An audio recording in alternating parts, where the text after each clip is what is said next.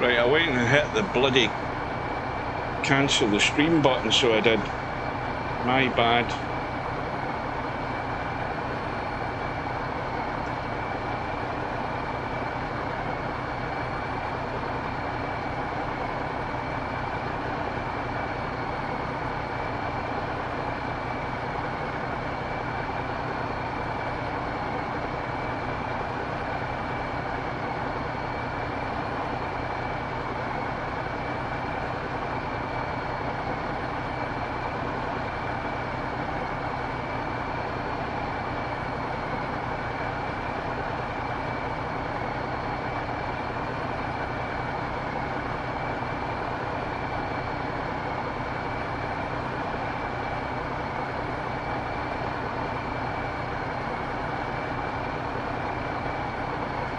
Right, apologies for anybody who's still there. I cocked it up and hit the button to stop the stream.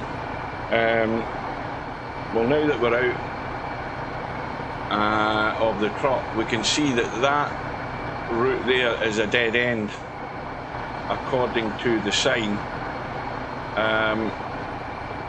meaning that we should be going that way. Now, just to double check that is Kamchatka, where we've come from. So if I go up here, this should end up going off the map like that, so it goes nowhere. These are the roads that he's built under the map to confuse the GPS. That's exactly what he's done there. Right, so now that we're back in the truck, we turn left and we follow that route. Now I'm just going to try and set my phone up again. Hang on a minute.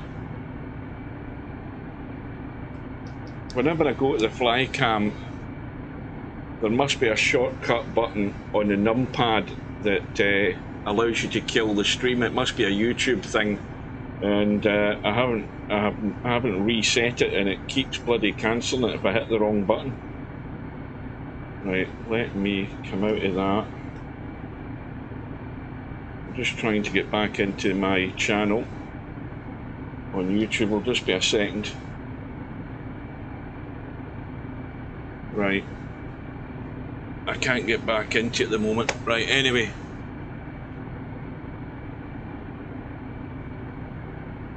well, good afternoon, Jimmy. I hope everybody's still there, because I've cocked this up again. Right, let's get around the corner here.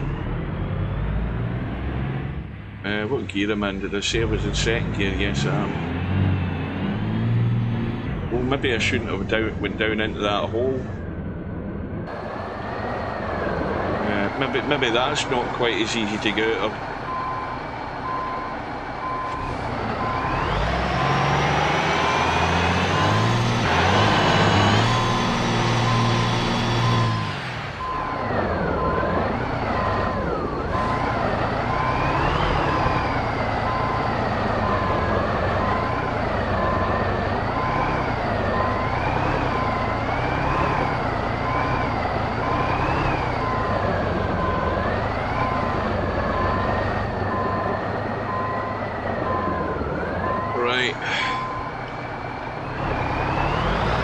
Let's avoid that dip and carry on.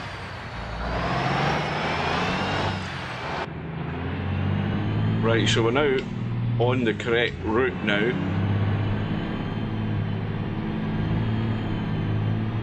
We don't want to go too fast.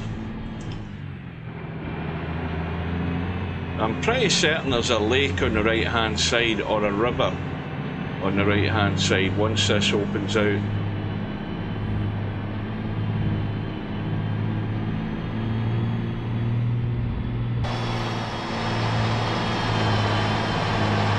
see how we're just gliding over most of these bumps. In a normal, you know, 4-axle truck, you're getting stuck in these dips. It just doesn't happen with this thing.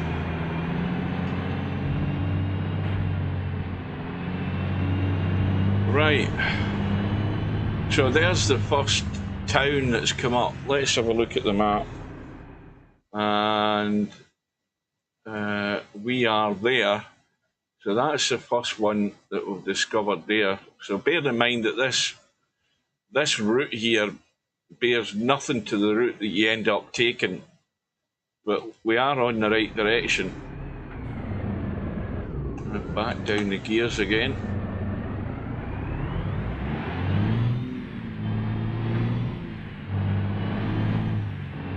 And I think pretty much now everything is big climbs for quite a while. And these are very steep roads coming up. Very steep and very long.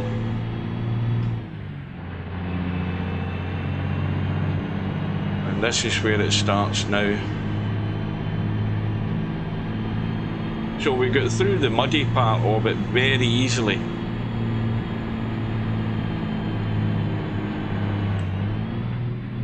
You'll see the camera juddering a little bit, and the reason it does that is because with the Xbox controller, the buttons and the sticks are multifunction in Eurotruck, which is actually quite good, but for changing the gears up and down, it just makes the camera sort of slightly jump offline. You see how I reset it there?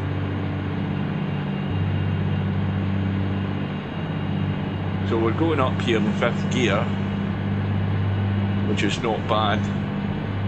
And this isn't a steep one, by the way. This is not a steep one. This is just a gentle one to break you in.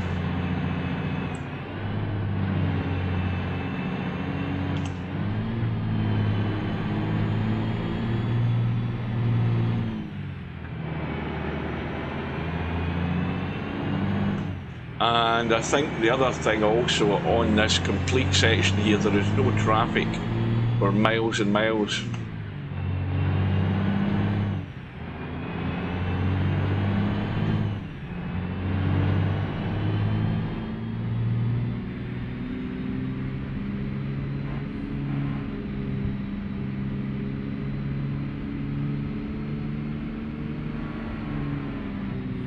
What you're trying to do is keep up a fast momentum so that you can get up the start of the next climb.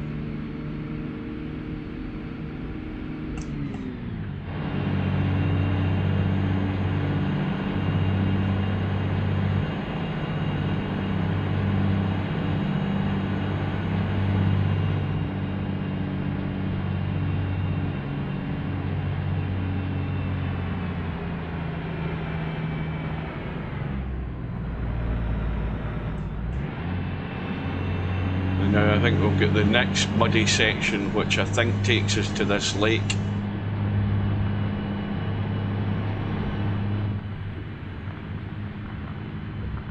Yeah, there we go. I knew it was a lake or a river or something. Go down the gears. We'll drive down this middle bit and try and avoid most of the bumps. Get through this quick.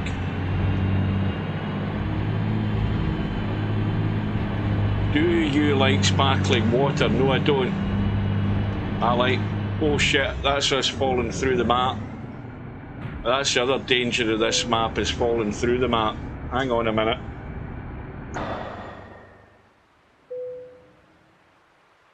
And that's the other reason why you have to have the, what do you call it? The flycam activated developer mode, so that you can do this and get yourself back onto the map. And I think I'm bouncing all over the shot. Yeah, I need to respawn again, hang on. You do it closer to the ground and stop us bouncing. That's better.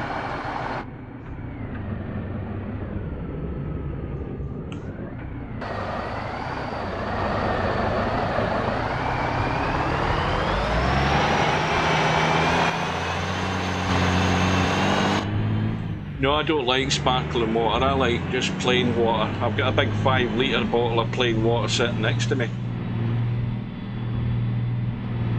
All it does is it just gives you gas, because that's all it is. It's just pumped full of gas, and then when you start drinking it, all you're doing is pumping yourself full of it.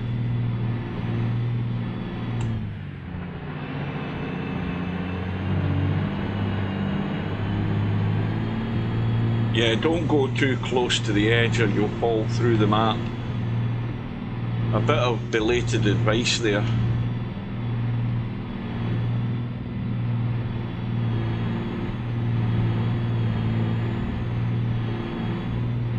And I remember how long it took to go through this section in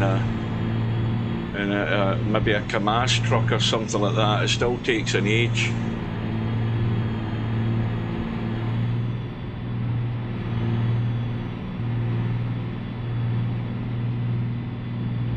The only thing I like for giving me gas is beans. That's the only thing I like consuming and dealing with the after effects of that, but not gassy water. Now, one other thing I remember, I mean, I've been on this map for years and years and years, but likewise, there are some sections of the map I haven't been to for years and years and years. Now, I remember one section where there are horses. There are horses throughout the map in certain areas, but I thought it was this area here where you can see horses on the other side of the water. I could be imagining it, or I could have seen it somewhere else on the map. I'm thinking it's this area.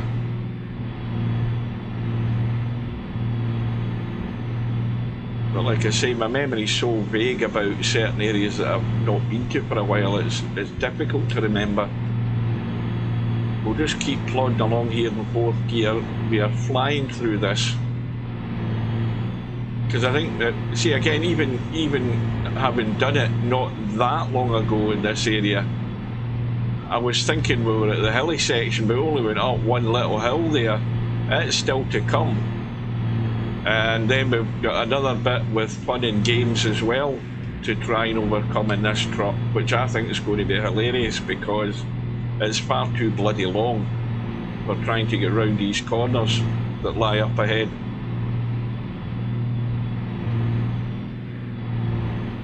But curiosity got the better of me, so that's why I'm doing it, just to fill the time. What's happening in the snooker, because I was watching up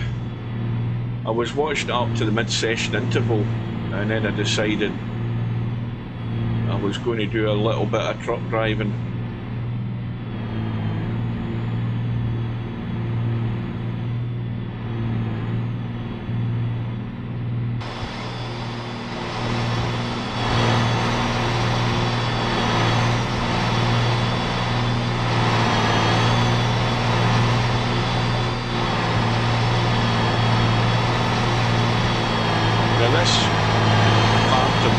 Is meant to represent the Kamchatka Peninsula, which is a volcanic area of Russia over in the Far East. In fact, it's so far east that if you cross the water from the Kamchatka Peninsula, you're back in the USA, you're in Alaska. That's how far it is. I mean, this is about 8 time zones away from the UK. And that tells you it's a big, big distance away.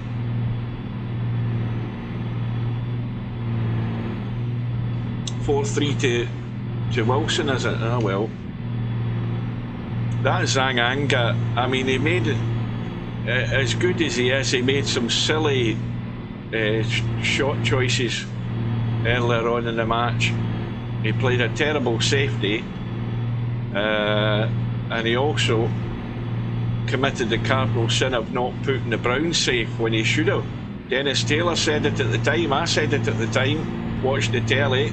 He went to try and go in behind the green off the brown, and he left the brown in the middle of the table in the process, and so the fact that he never put the brown safe, he ended up losing the frame because of it, and he had a big lead. And that's where he's a little bit naive. You know, at the top flight professional game, you've got to play by the book and don't do anything stupid. And he did a couple of stupid things. He could probably be winning the match at the moment. He's just a little bit naive on that side of the game. But You know, the longer you play it in the high end of the game, with the top quality players, the more you'll learn. Because if you don't learn, you ain't going to be winning many matches. So it's just a little bit short on the tactical side of things.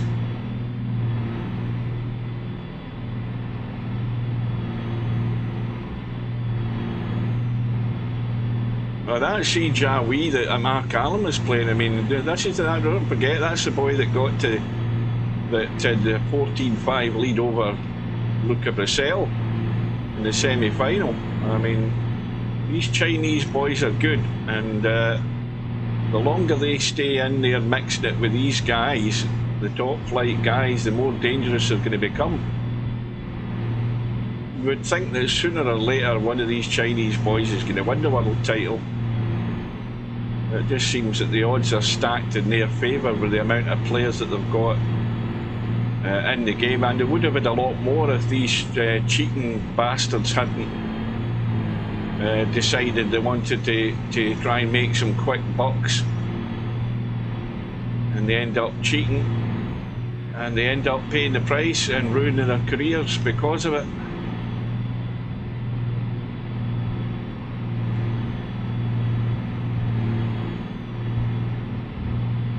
What was the final score in that? 6-1 to Trump. Yeah, that Yang Bingtao, he had a big future ahead of him, but he got himself mixed in with the wrong people, and that's what you don't do.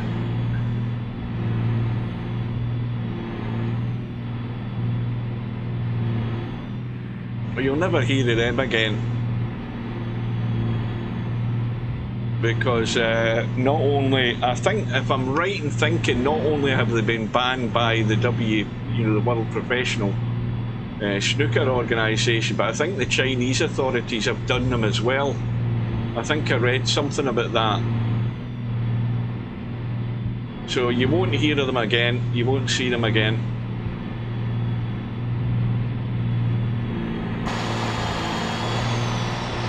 So we keep going, we keep going. You know, it has to be said that I am absolutely flying through this section, and in previous occasions this has taken hours just to get this far. This is just a breeze doing it in this crop.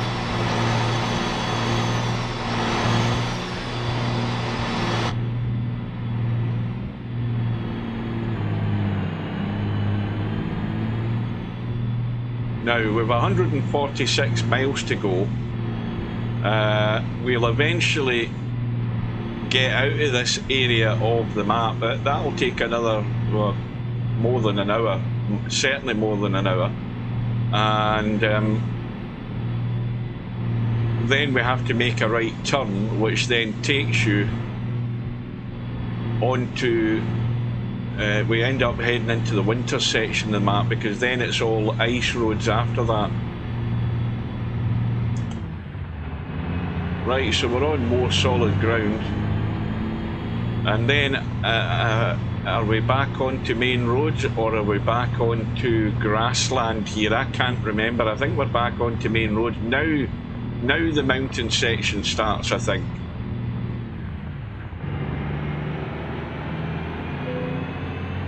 We keep the diff lock on because we're going to need that. Another town or another village we're coming into. Little humpback bridge.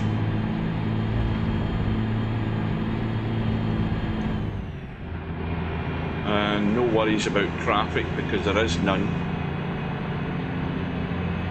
And these are, like I said previously, these are big long climbs.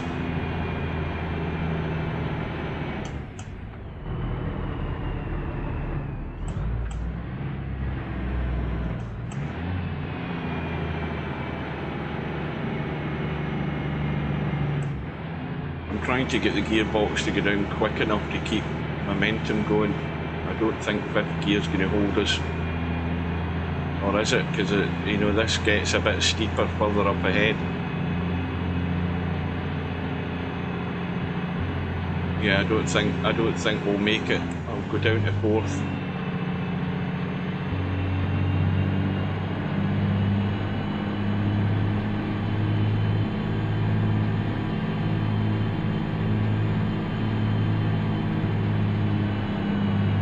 Well, Cobra's got the advantage of his control of the cue ball. That's the advantage he has. The problem is that Albie has exactly the same advantage, and that's why Albie's going to be well in the mix. But when you add in the other factors that make it a more open tournament to all the other players, the fact that it's a bigger table, none of them play regularly on the bigger table, the weight of shot is different on the bigger table, and reading the potting angles is different on the bigger table, so everything's different for everybody. But the technical side of things, Cobra and Albinario is always going to have the advantage there. Stubbs got the advantage in far as he's concerned, in that it is a bigger table and he can get away with more on a bigger table. The bigger acreage of table surface you've got and the less balls in the table, the more Stubb has an advantage. Oops, hang on. This is the thing about changing the gears and this other stick moving the camera and stuff. Right, now. So there we've discovered another village. Let's just check the map. You can see we're discovering these places. That's actually shown us that we've rejoined the GPS. Yeah, so I mean, Spectre Dawn is again a disadvantage because he doesn't play on the big table at all until this tournament comes along. His potting ability, his ability to deal with problems in the table, he has that to his advantage. But so it's a bit of a lottery for him. This tournament is going to be very difficult for him to win because of the quality that's in and around him, and the fact that players like Stubb could actually easily take him out.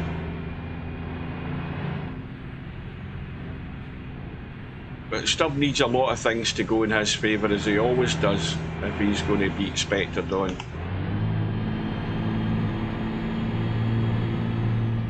This is where the big hills are coming.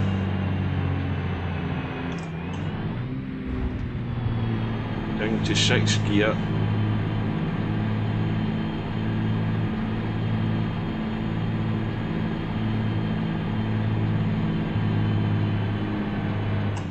Down to 4th, or down to 3rd as a matter of fact.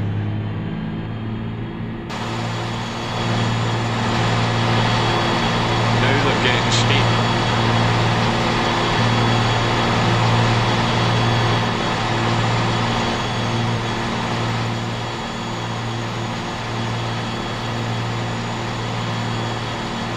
Well, you know, Matt's come close in a couple of the big tournaments.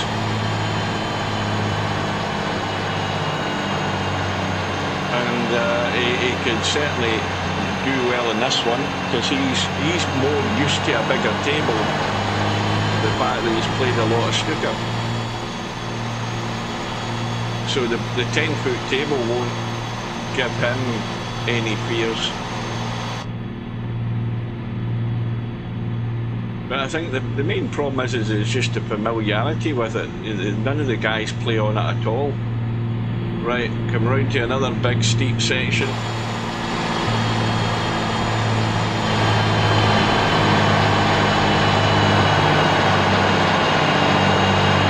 third gear is holding out.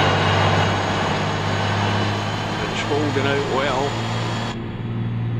Yeah, you could not drive this in automatic on this truck. It just would not work. You've got to use manual gears.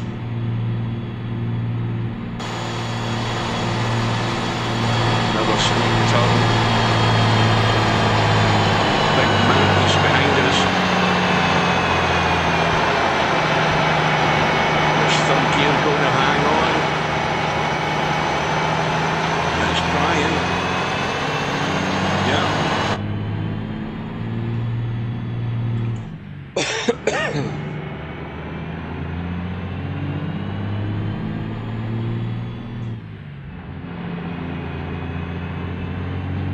Hang on while I have a coughing fit.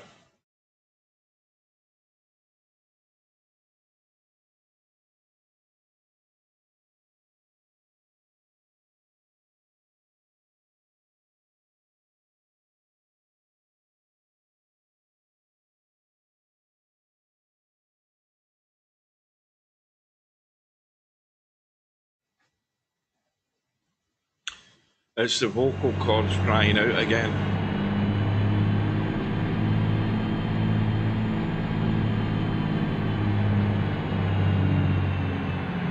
Well, we're going up in fifth, we'll never make it in fifth.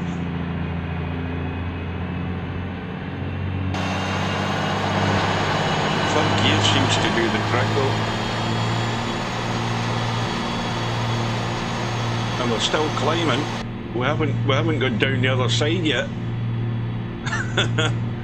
It's up, up, up, up.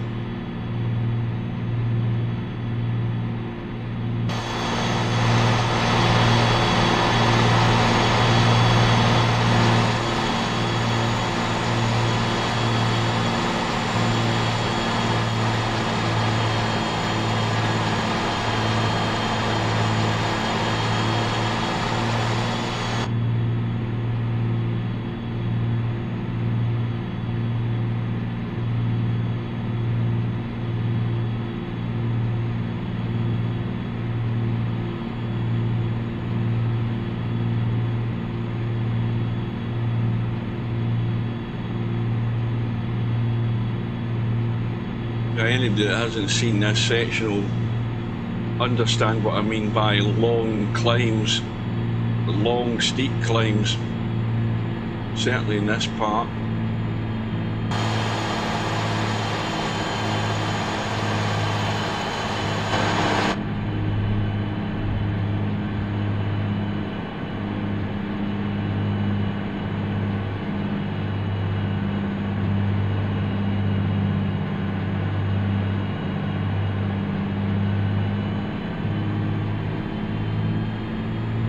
I think we've made it.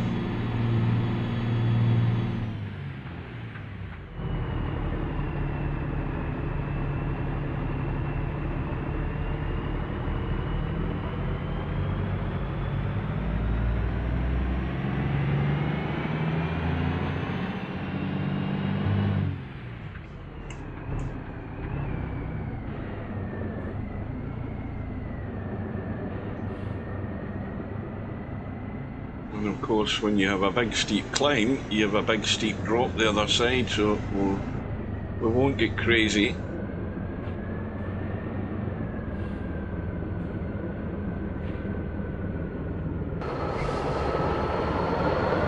Practically under the road with that steep with the camera.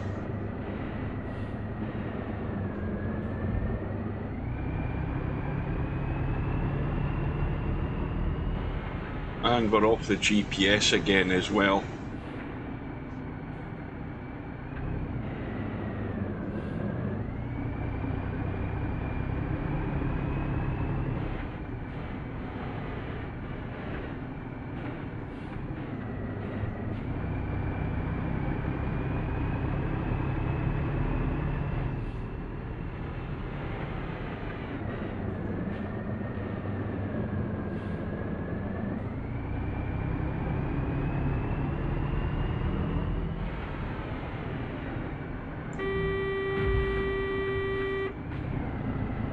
That was me trying to steer at the same time, because the bloody, you know, the left stick, if you press down on it, that's the horn as well. Right, we're in top gear at the moment, which won't be much good for the other side of this bridge, I don't think.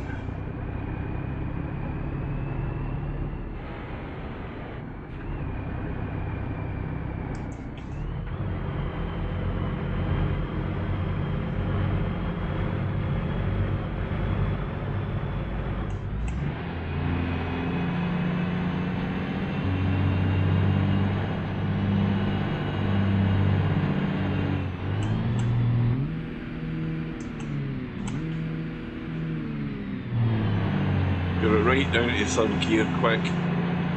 This is even steeper, I think.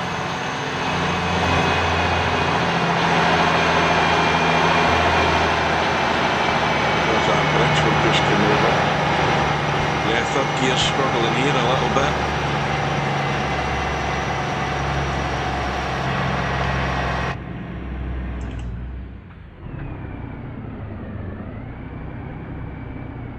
Yeah, we are definitely struggling here. I'm going to have to go down to first gear. Diff lock will kick in eventually, I think. And then again, it might not. No, it's too steep.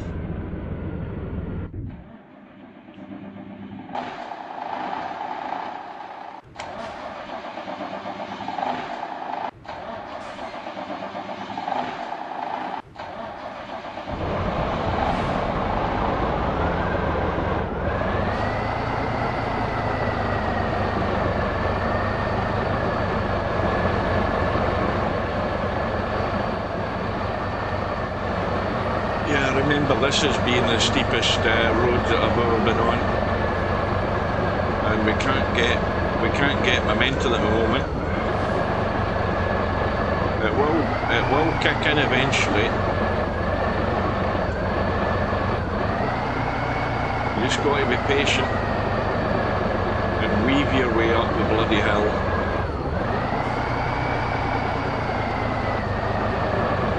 I mean, this has got what, an 800 horsepower engine. Mind you, I don't remember what the weight of the goods are in the trailer. It'll be a few tons, I would imagine. We're going to go around the outside of this because the steepest part is the inside.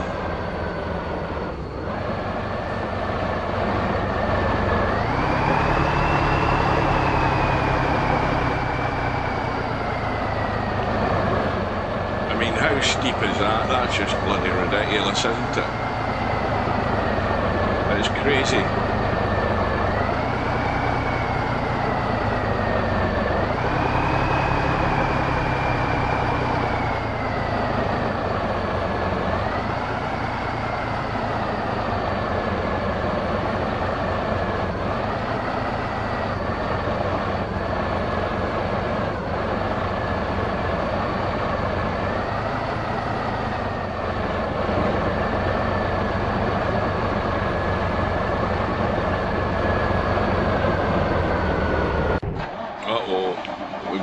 Complete halt.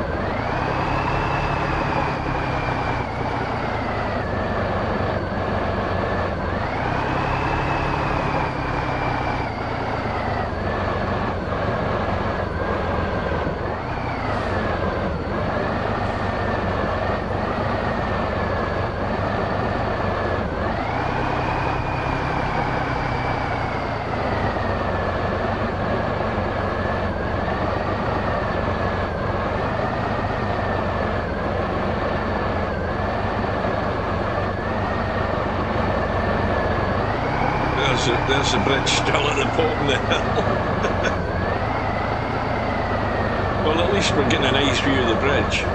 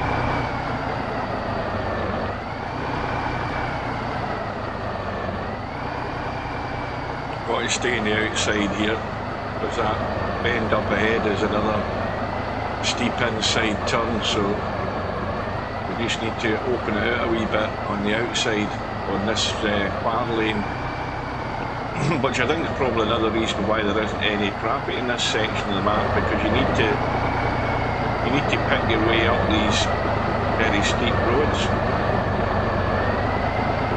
which wouldn't be easy to do with traffic coming all the time.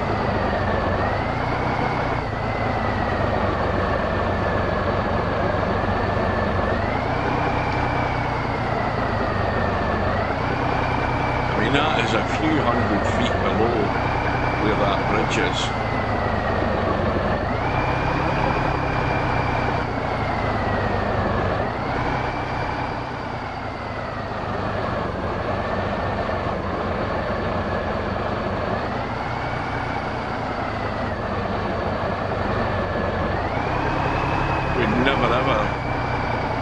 Any chance of getting up here without a dip lock on the truck,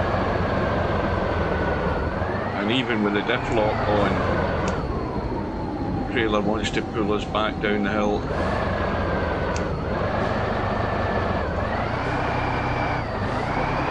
You just got to work the accelerator and the brake to try and kick it into some momentum. That's working a wee bit better.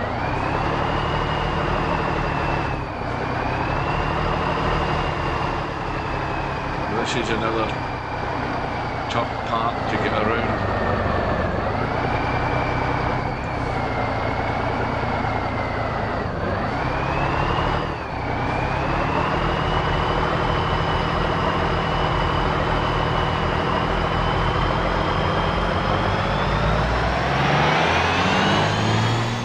Finally, first gear kicked in. I daren't change the gear up though. We'll just stick with it in first gear.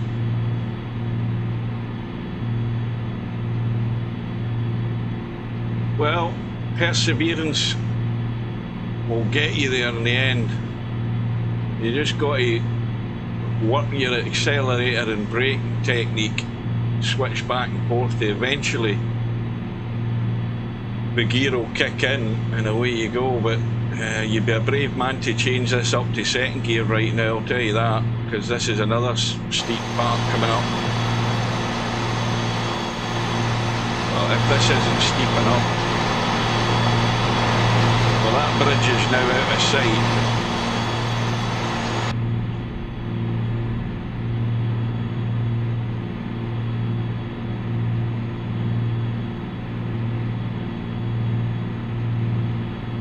But we will have some fun and games coming up very shortly if you haven't seen this part before. And I think looking at this truck, I think we're in trouble, because the chassis of this truck is far too long for the bit that we have to navigate up ahead.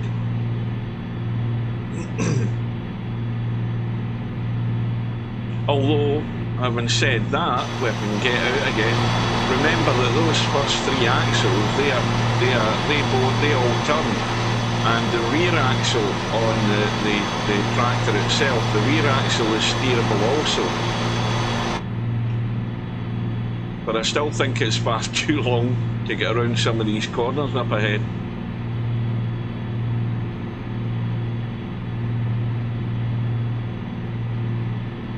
And then we've got the trip along the cliff edge to come as well. I remember that. And we are still climbing, although it's opening out a wee bit. In fact, I think I'll be able to go up a gear here. Hang on.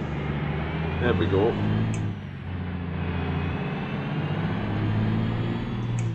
Let's try another one.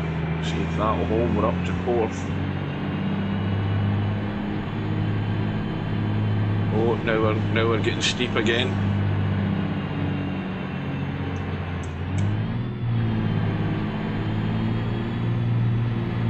Made it back down to second just in time. Right, that's us now. So now I think no, we're not. we're just levelling out again a wee bit. I think we'll get more of a steep climb coming.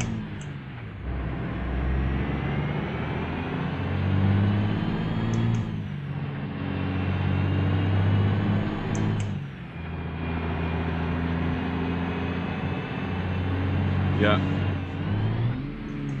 Down the gears quickly.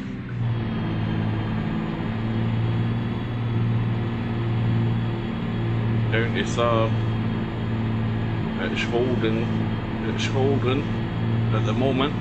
I think we might need to go down to second in a second or two. In fact, I'm not even going to hang about, I'm going to do it right now before we lose any momentum.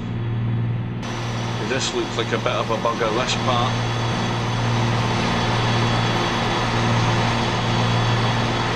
Huge mountains. Oh, volcanoes as well.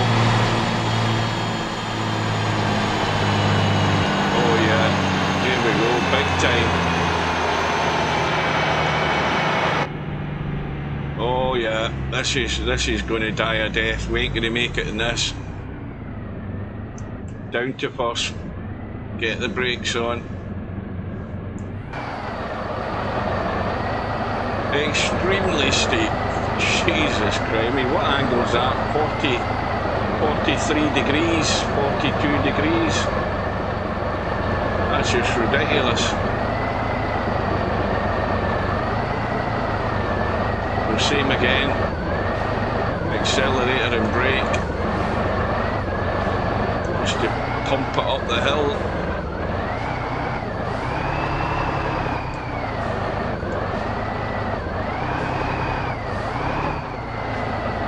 Yeah, you don't need to switch back and forth with the dip lock, you just go back and forth with the accelerator and the brake.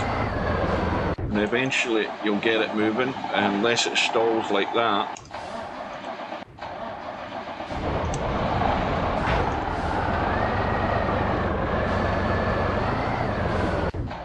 Well, I've yet to find a road steeper than the roads on this section of this map.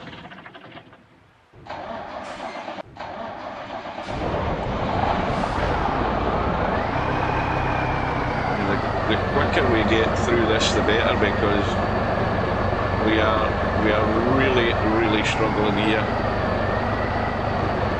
How far have we got to go? We've got right round the bend to go, and then another one to follow, I think, up ahead.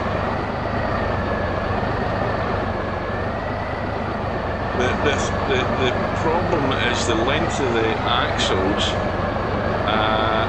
You know, the front part of the truck is getting over a slight ridge, and the back end is still trying to go over it, if you know what I mean. That's why you get hung up in certain bits. See, this corner here's got a little rise on it, and we're over it in one section, but we're not over it in another, in the back end of the tractor.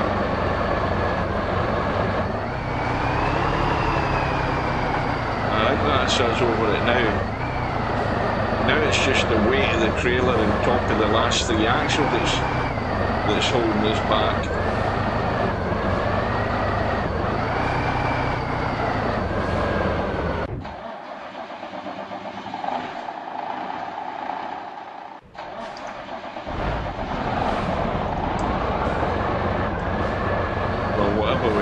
There, we've just lost that going backwards.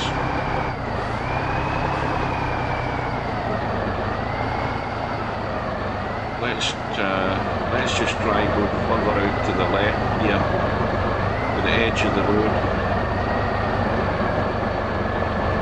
because you can see that there's actually on that other lane there, you can see there's a curve and a little bulge in the road there, and that's what we're struggling to go over.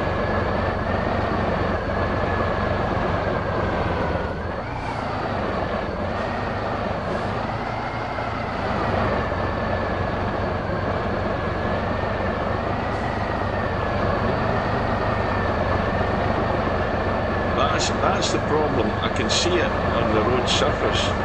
We haven't got the full 6 axles over it yet.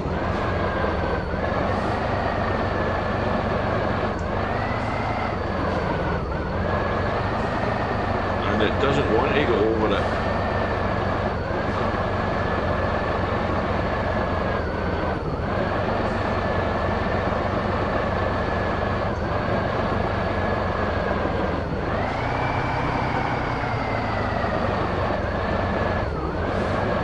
Just keep working the brake and accelerator, alternating them. The brake to stop us going backwards, and the accelerator to kick in conjunction with the diff lock to get us forward momentum.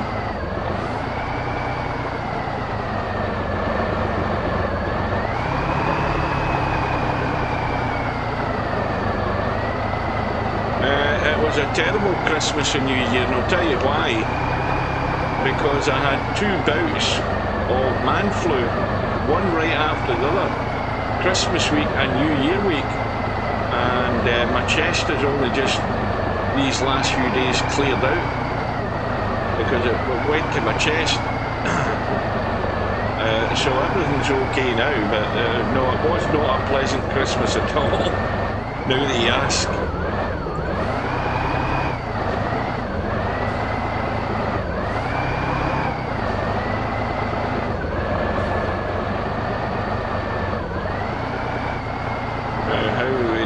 Ahead, we've got to get out to the outside lane again because we don't want to be turning on the inside lane because it's far too tight and even steeper. We're going to have to work our way across.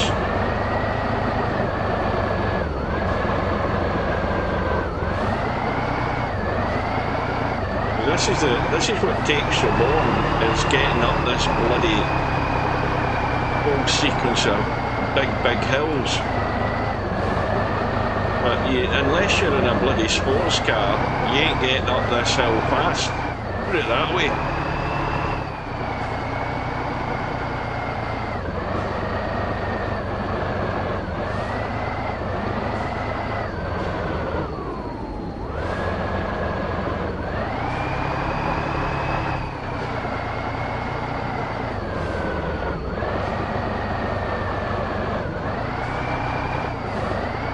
If I was using, say, an old Kamaz truck, which I've used over the years, the old Russian trucks, if I was using them right now, I'd still be back in the muddy section. I'd still be trying to get through that muddy section on that. So we're actually ahead of schedule at the moment, believe it or not. Well ahead, in fact.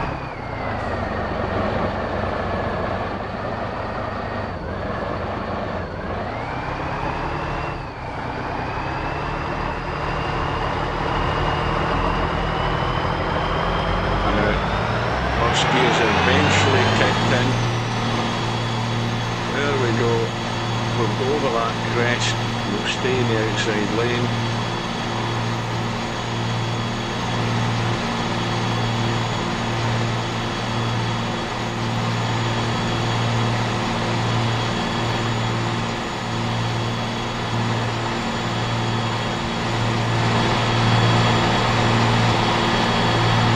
This is very steep, very steep.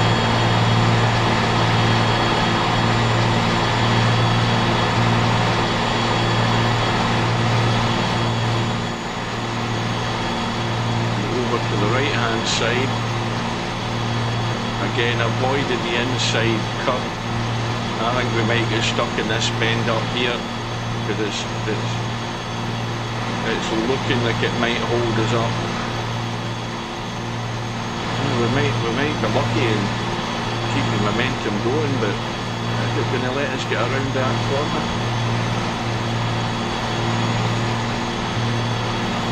It might. I think we'll reach the crest this time. No, there's another bend up ahead. I think this is the top though.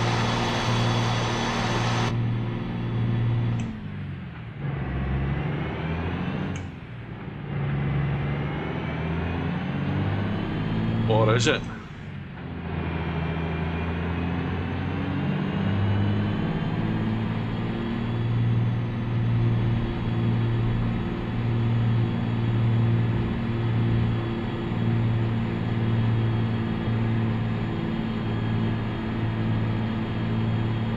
Yes, I think it is.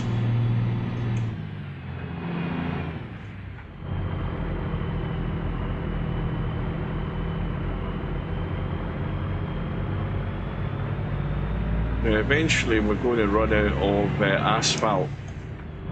That part I remember. Just take it nice and gentle. Let me read the chat, hang on a second.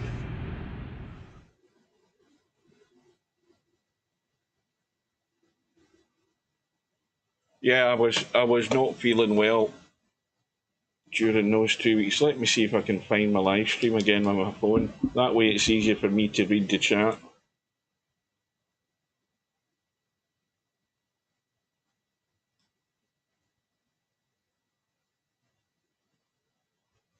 Hang on. Right, set that up, set that up, set that up. Right, we should be good to go now. That's me got it on my phone. I don't need to keep looking across. Right.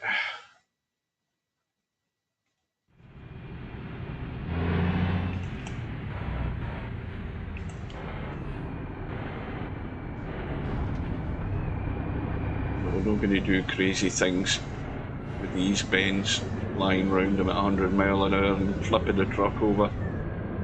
We'll just take them nice and cool.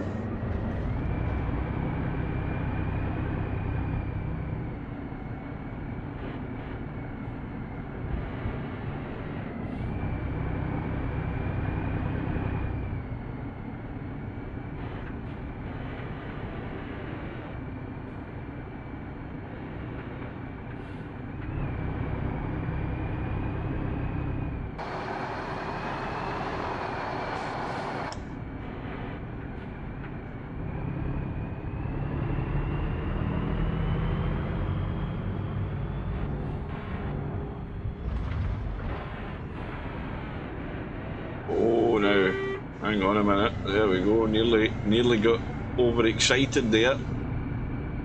We're so high up you can't even see the lower part of the map there. Again, I'm trying to turn the corner, I'm going too bloody fast, that's the problem.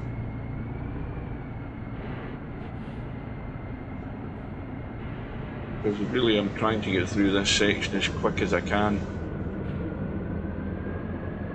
So we're not doing the 100 odd miles that we've still to do.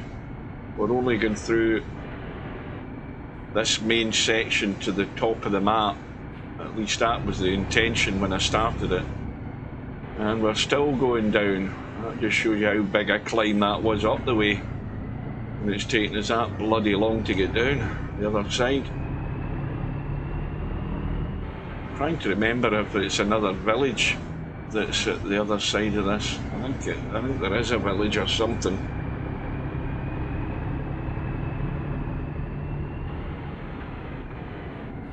And then we end up going cross country again. I mean, I think I end up doing this route every 2 or 3 years, and it's trying to remember what's still to come. I'm thinking we've done all the climbing, and then there's another mountain to come. So we should be discovering this village.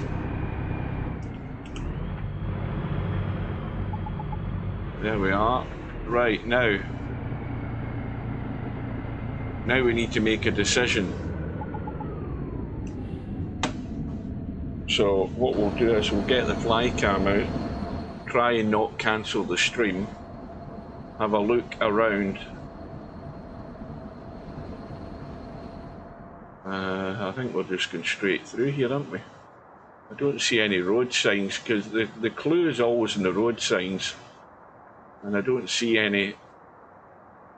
In fact, that we should just be going straight through. That's all we should be doing.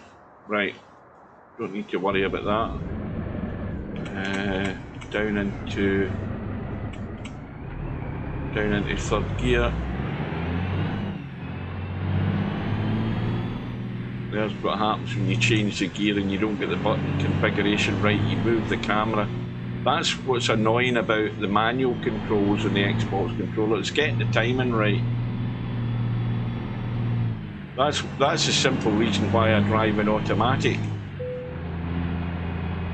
It's just simply, it's a bit fiddly, but you really have to drive manual gears for this particular part of the map.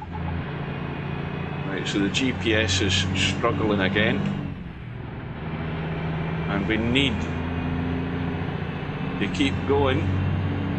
Now what comes next? Now I'm at a total loss as to what comes now. I think we run out of road, or we're back on the mud, or we're back to climbing again. It's one of the two. I think we run out of road up ahead and we end up going across the fields through the woods.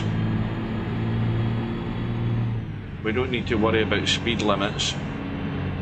We just need to worry about keeping the truck on the road and looking out for the next road sign. Although I don't necessarily think we need to have a road sign. I think we just follow our noses here and we'll eventually get to where I think we're going to go. Although I think we are in for another climb here by the look of it. Just when you think it's all over, you're back to square one. Get the gearbox down quick enough, down to second.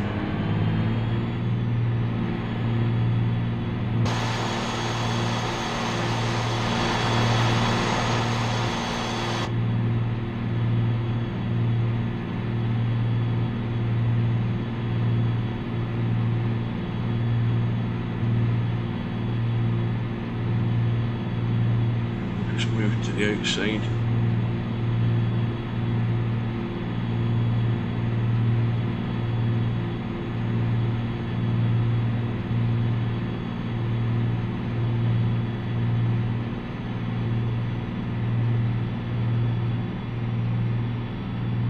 Well, that's a relatively short climb.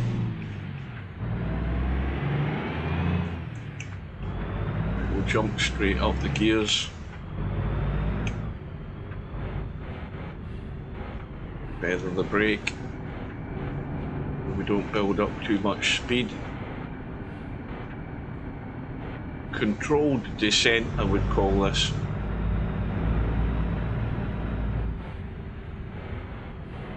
Whereas a boy racer would be flat out and straight off into the trees. I'm trying to be a bit more sensible.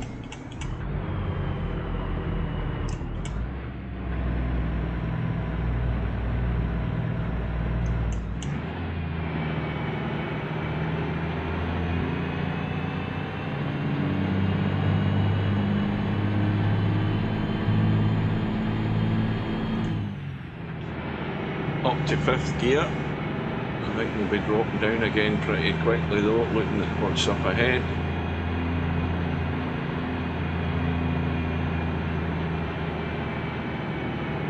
Yeah, we're losing it. Down to 3rd.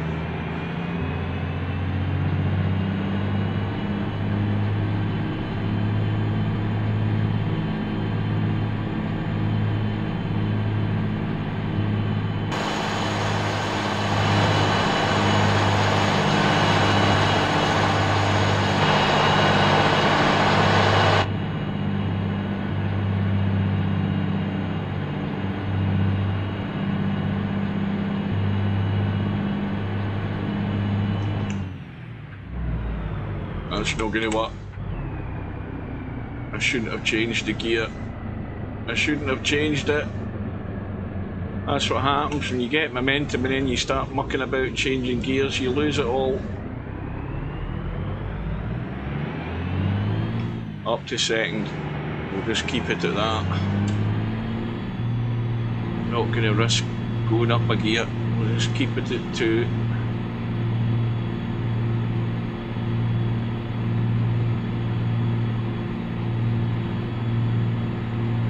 So I think from where we started to where we are now, we've had about what? It seems an inordinate amount of climbs, but we've probably only had about 3. It just takes you that long to get up them. It seems a lot longer than it actually is.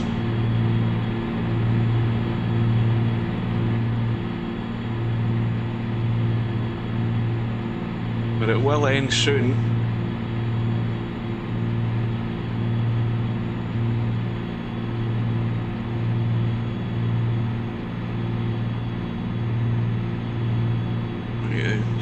outside.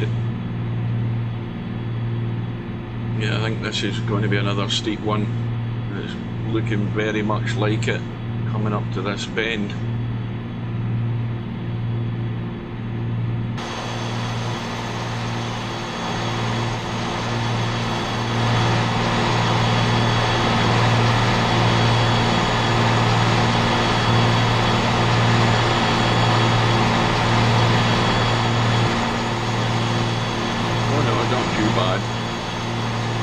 Out a wee bit.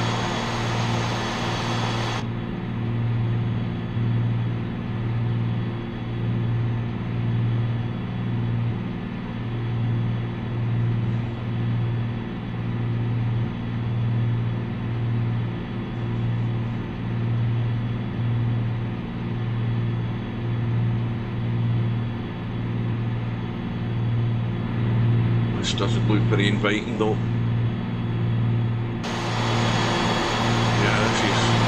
Nasty.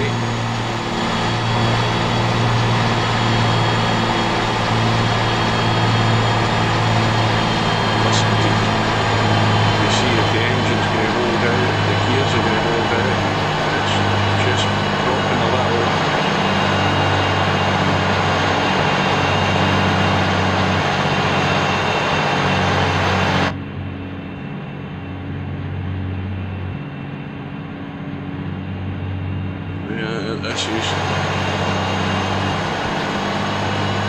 She's top again. We're making it. We might be making it.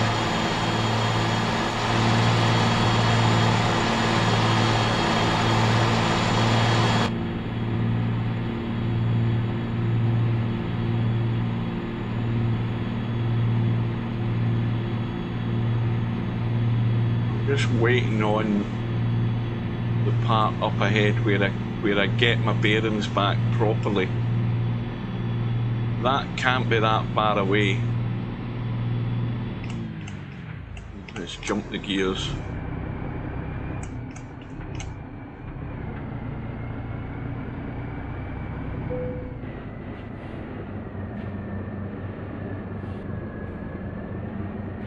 Right, just made it down the other side.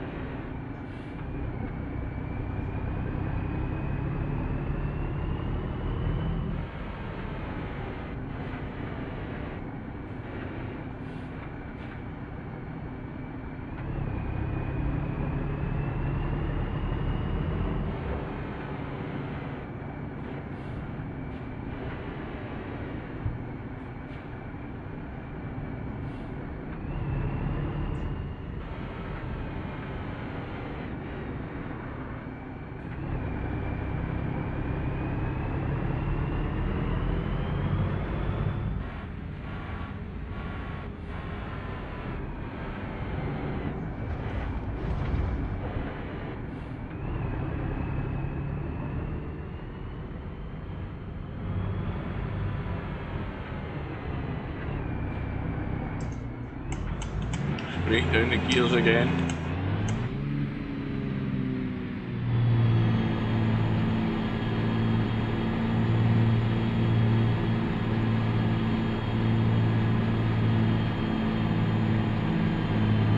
Down to fourth. Down to third. Down to second.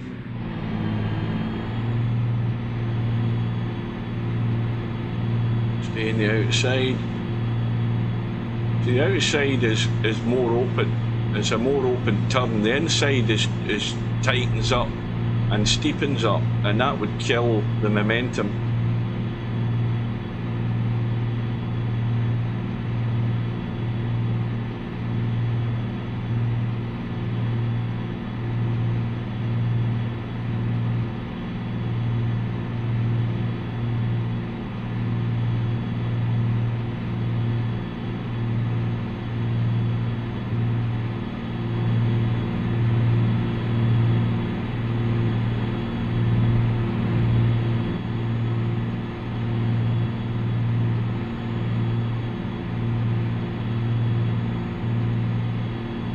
But trust me, this will all end soon, this particular part. Back into the outside lane.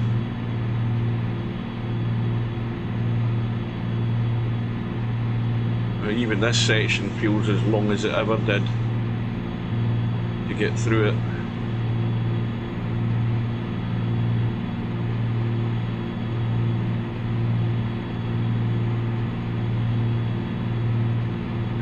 I'm not going to go up a gear. I could go up a gear and I'd probably still keep going, but I just don't want to risk it.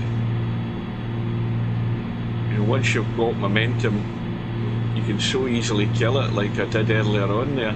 Just let it run. This is better than not moving at all.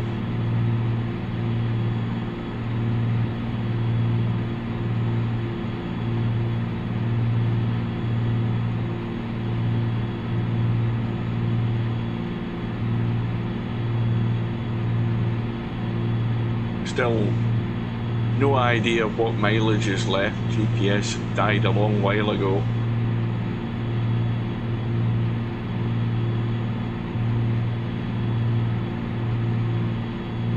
Back to the outside.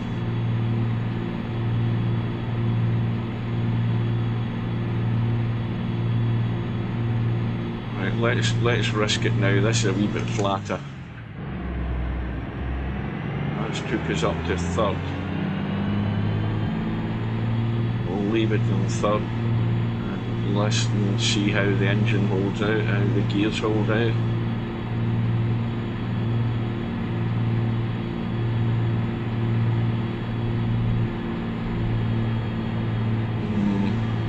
I think we're going to have to go to second, looking at further up the road there. But we'll do it now. Jump ahead of the gun here.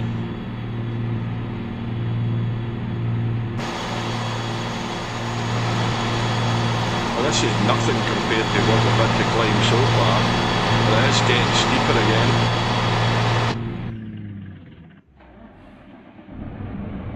Now, why did it decide to die there?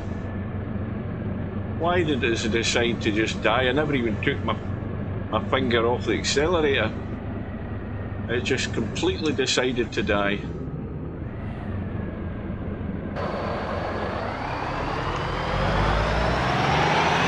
Oh, weird. I don't know what the hell happened there. Never went bust and I ain't changing that.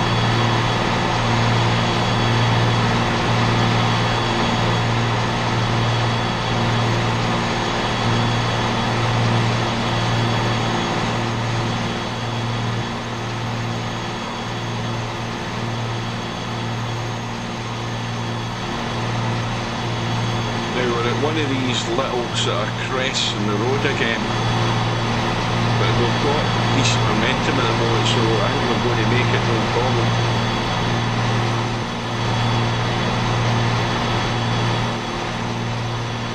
Back out to the outside.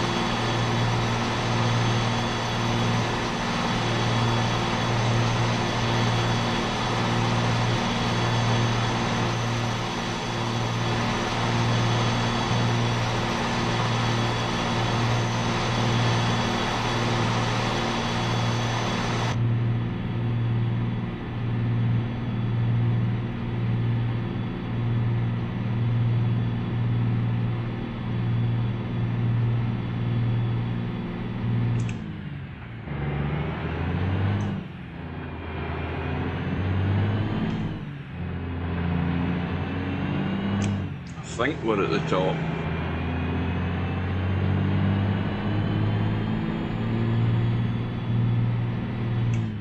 Oh, try to jump the gears again, get them up into the highest gear. Right, here we go. Is this the last one? He says, hopefully. Is it the last big drop of this section? I hope it is.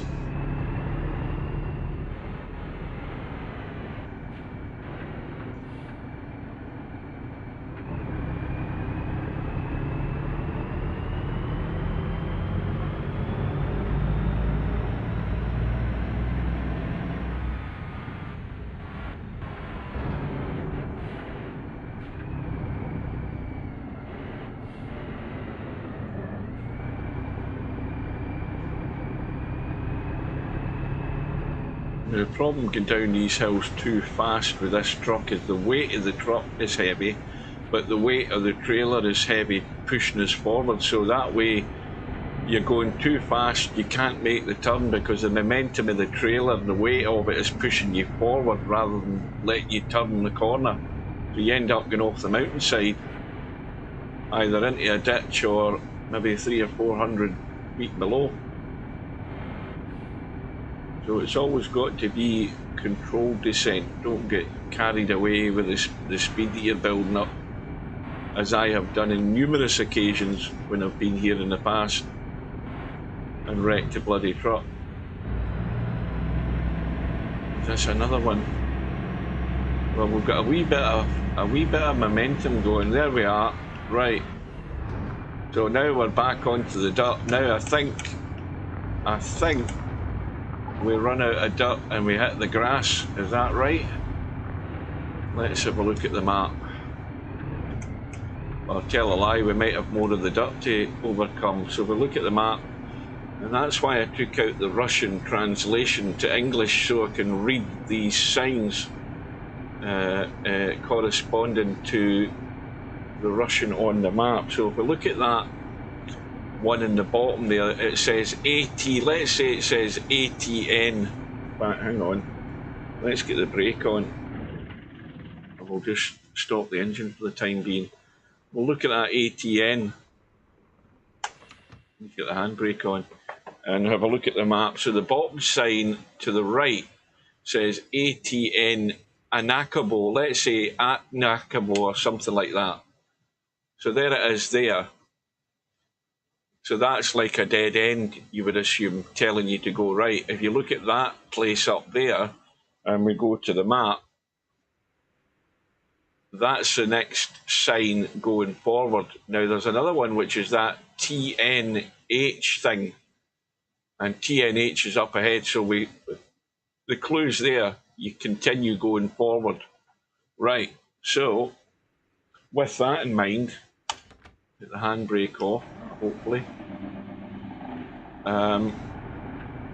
We can then go forward. But I think we run out of this mud and we hit the grass fairly soon. He keeps confidently saying, is there a big hole in the road here?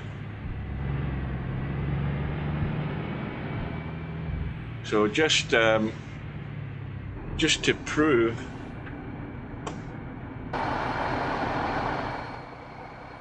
let's just go along this road here. I'm sure this goes to a dead end. Or does it? Yes, it does. You know, you could travel all the way up there if you're not following the map and what's left of the GPS. You could spend 45 minutes driving up that section there to find out that it's a dead end and it goes nowhere. So that's why you have to use the fly cam. Right, let's go.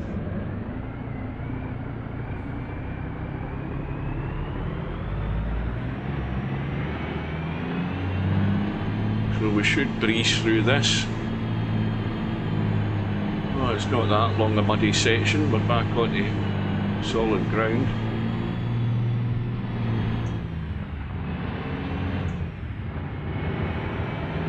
Ah, right now.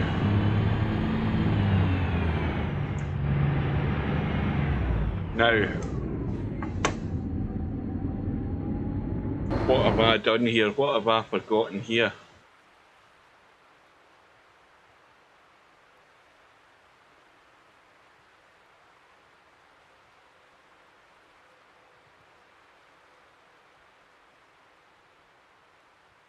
We decided that was the dead end. Where the hell am I? That's where we've come from, I'm pretty certain. That's the signs that we've just read. We know that that goes to a dead end. And now, I don't remember this roadblock being here like that before. I don't remember that at all.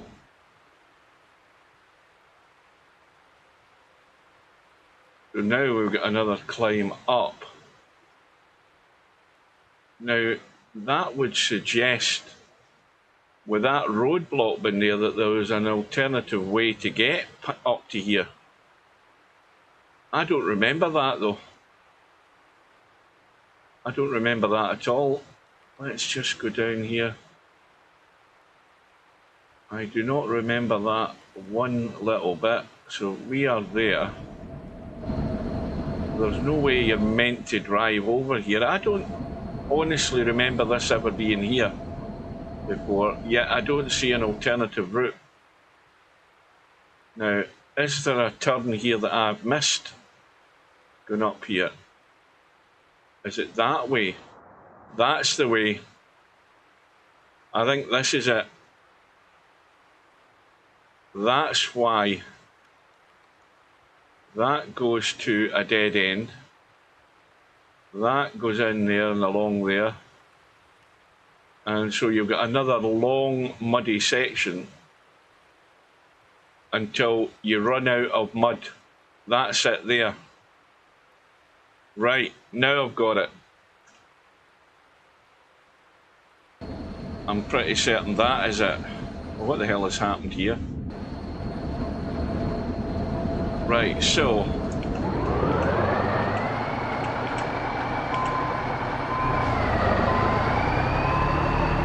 I don't. How did I manage to choose the right direction the first time around? Then why did I end up coming up here, thinking that this was the way through?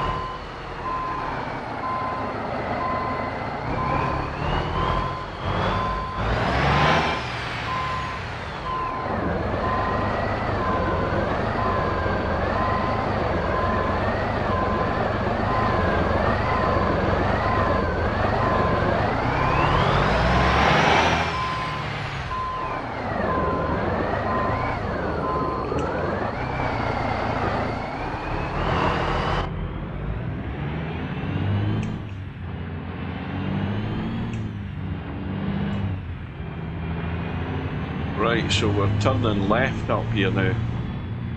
That's how easy it is to confuse yourself in this damn map.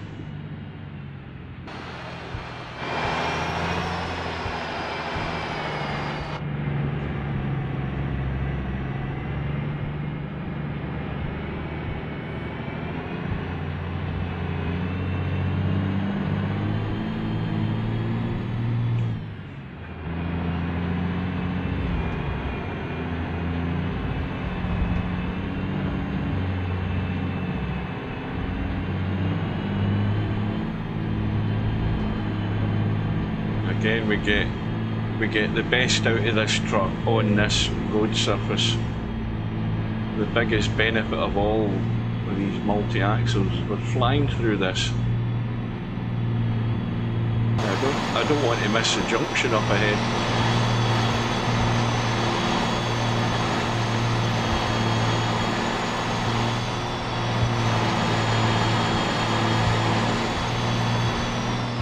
Game time, it's 1:26 in the afternoon, so we've plenty of daylight left because it's a one-to-one scale map, so therefore it's a 24-hour clock system we're working with as well.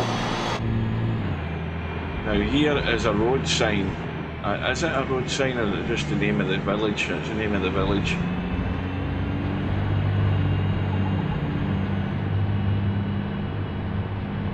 Now you'll notice the GPS is telling us to go back the way. Ignore that. At Nakobo was the name that I saw in that. So now we go left now, don't we? I think we go left.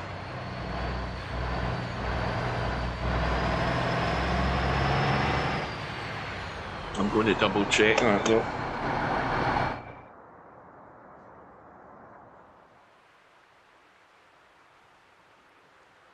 No, we don't go left. I've cocked it up again. Oh dear. Do we go straight on? No, or do we go right? Now I'm totally confused.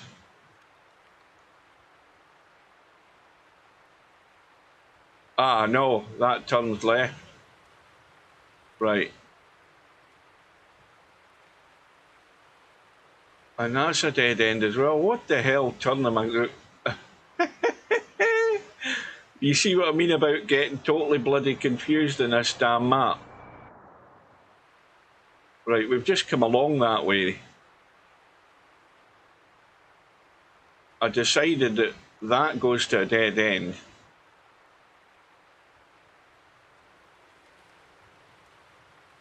We came over this. I'm now totally bewildered and lost. This is the section we've just came over. I'm convinced of that. I'm convinced of that.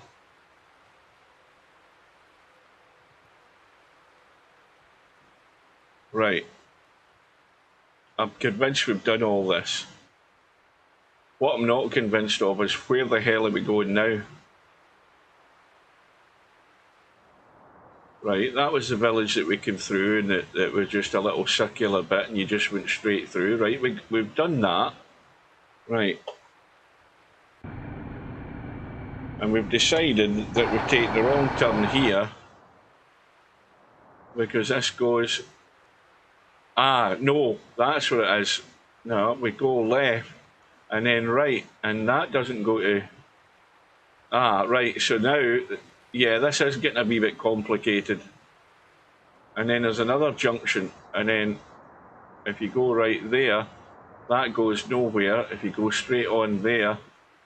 Right, this is a bit more confusing than I anticipated. Where was the section that I said that we ran out of road and we end up on the grass? You know, this is totally baffling me. Where the hell's that sign going? Right, so that's TH, let's say that's THF, HAL. THF, HAL. Is that it there or something like that? So that would be the correct way to go, but I'm totally lost as to where the hell I'm going. Oh, right, even trying to use the road sign, right, we don't go right because that's a dead end, but we ain't anywhere near there. Oh dear, this is nuts. This is just plain nuts. So if we go straight forward, this comes to a dead end, doesn't it? No, it doesn't. There's a dead end there, and then we turn left, and we go right. Right, so, right, that's what we're going to do. We think we're on the right route. I'm baffled.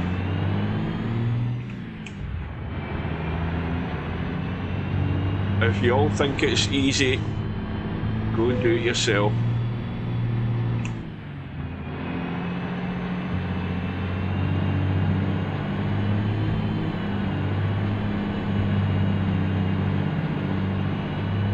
You certainly won't fly through it as good as I'm doing it if you don't have a truck like this.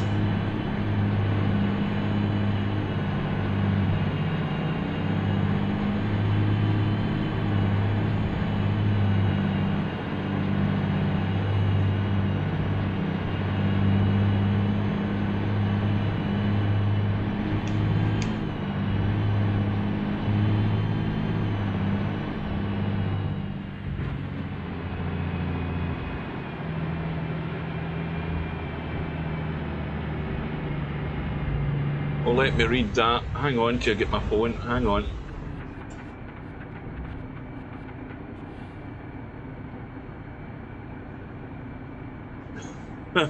Well, rather you than me. I'd much rather be driving it than watching it.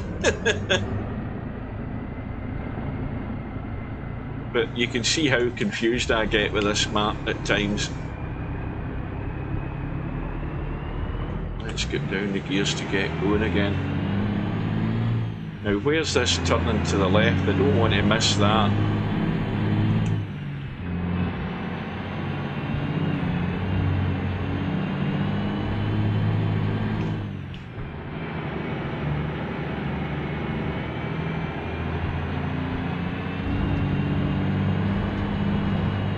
we go left and then there's a sharp turn right from what I saw on the fly cam.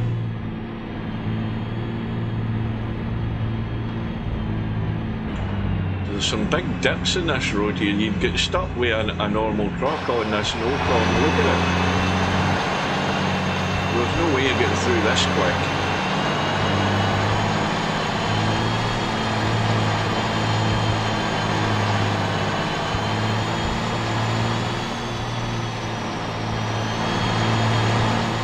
I'm in third person so I can see this turn off, wherever the hell it is.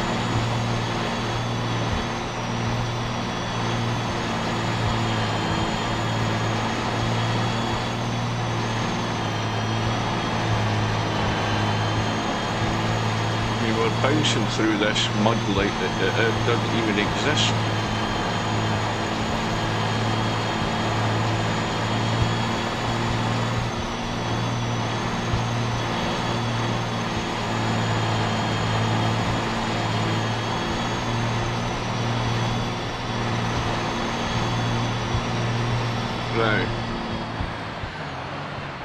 Now,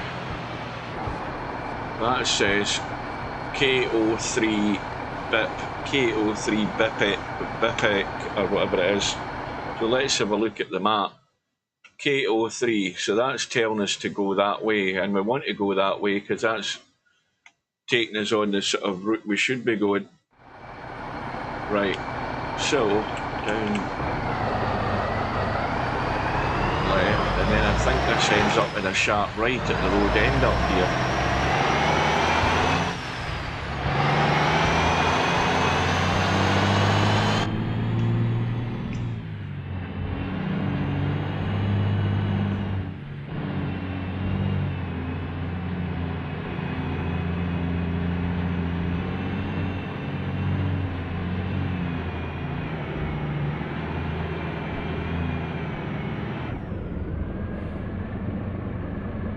We hit a big pot there that killed our momentum.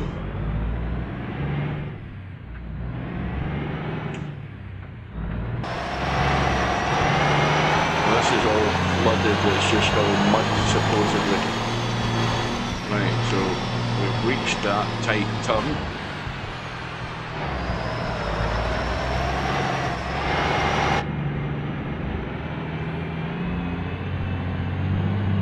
Aren't we all glad the mountain section is finished for the time being? I know what's to come, that's the problem. And that's what's scary with this truck. Because I know what's to follow. I just don't know how to get there because I'm totally lost, but I do know what's to follow. And that's the section I'm going to complete, and then we'll call it quits because there's no way we're going to go on to the ice section. We'll just be constantly falling through the ice. That takes hours and hours to complete, and I've never completed it yet. I've always failed at the ice road section. Now, I'm sure there's another junction up ahead that we need to pay attention to. I'll probably use the flycam just to cheat my way and find out we are going the right way. Go up another gear, a wee bit less strain in the engine. We are bouncing all over the place, but we're bouncing in the right direction. If I was using that Oshkosh truck, I'd be bouncing off the track into the grass every few seconds.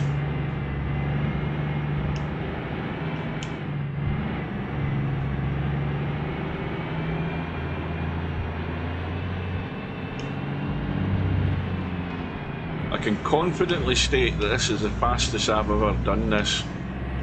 I am well ahead of schedule on this trip so far. Yes, the big hilly section here slows you up, but when you get through this section in this truck, you're really flying miles ahead of where you would be. Right, we must be coming up to it soon enough. Well, another decision to make up ahead.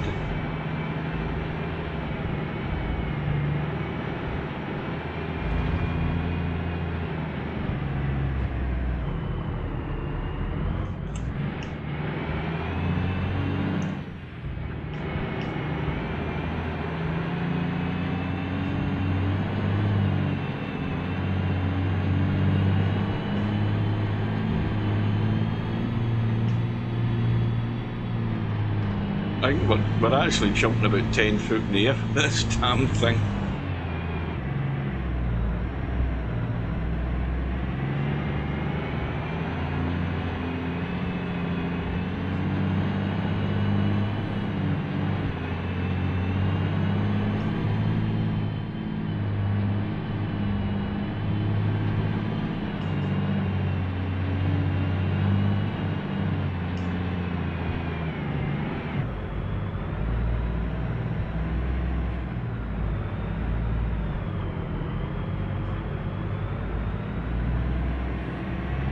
Well, this section is doing its best to try and stall your truck. Now, here we go.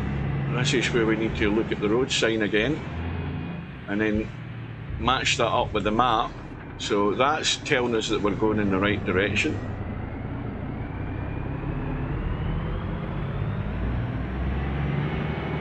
Because that's the next village or location that we need to reach. And then we're looking for that junction with the asphalt road and the overhead sign. That's the point that we need to get to. And we're still a fair bit away from that, I think. Right now. So this is the location we were trying to get to. And that should now pop up as a discovery, he says confidently.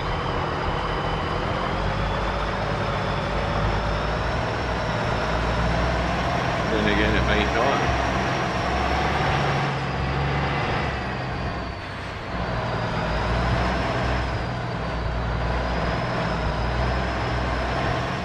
Right, so here we have to look for clues again. And there is no road sign here, none whatsoever. Now, I think I go left here. Let me put the handbrake on.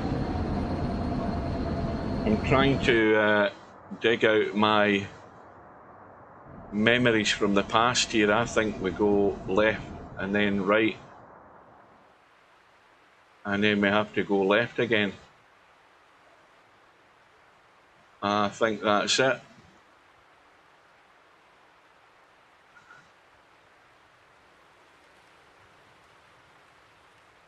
And then this goes down to that junction, doesn't it?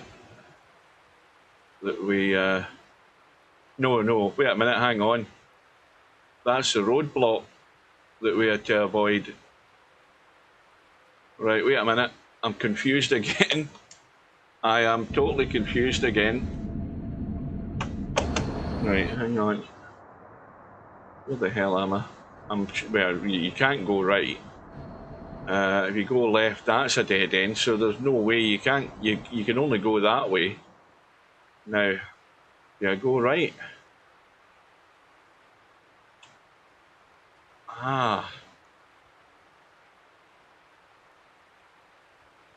There we go, that's it. It's a right turn, Clyde, as Clint would say.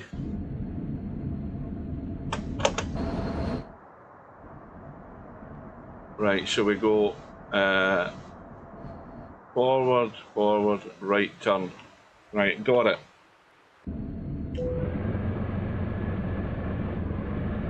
What gear are we in? That's why we can't move. Oh, I've got the handbrake on, that's another reason why we can't move. And we've just driven into a big ditch.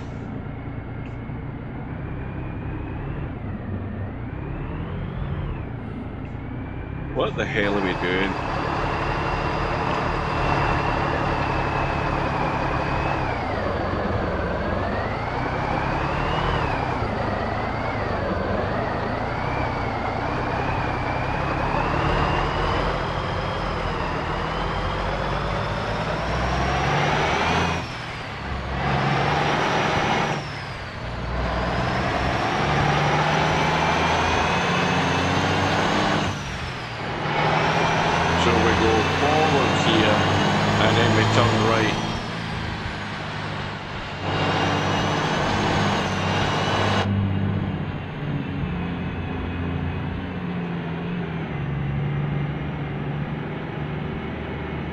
I don't think we ever discovered that village, did we? No, we didn't. It hasn't popped up.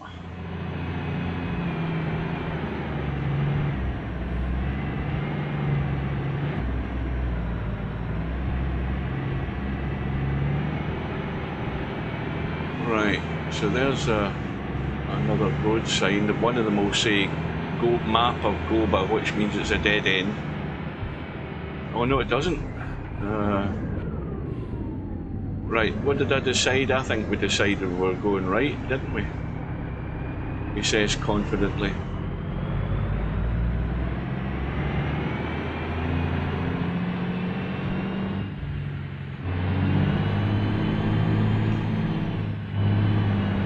How come there's a 30-mile speed limit in this mud?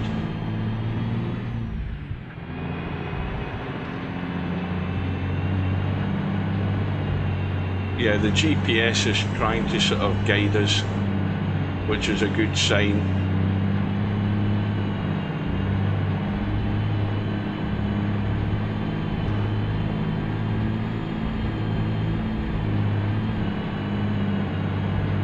Yeah, we're flying through this. We are literally flying through this.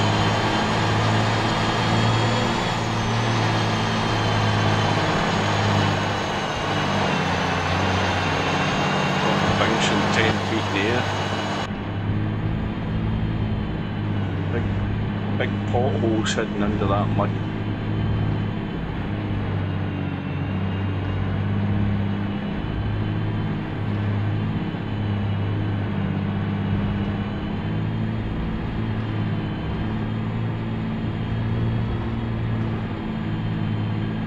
Everything about this section and any other truck than this takes you an inordinate amount of time. A lot more than you think it's ever going to take. You just think it's never ending. That's the one experience I remember when I first drove this area, is that everything is never ending. It's just continuous, it's monotonous. You're continually getting stuck.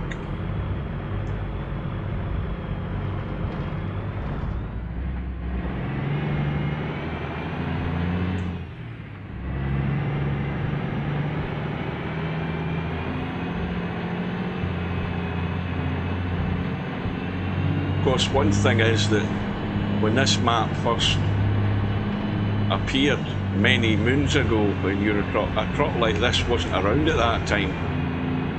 There wasn't many Russian off-road trucks available.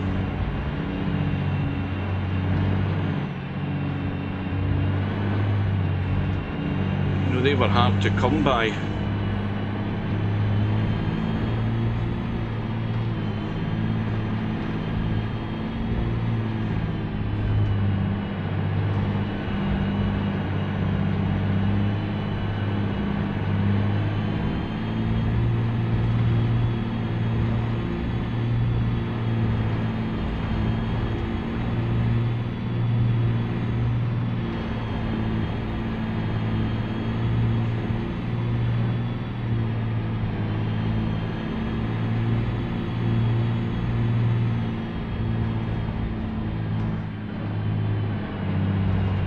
Right, now we've got to be turning up ahead, because the sort of false road that we're seeing in the GPS is sort of giving a hint.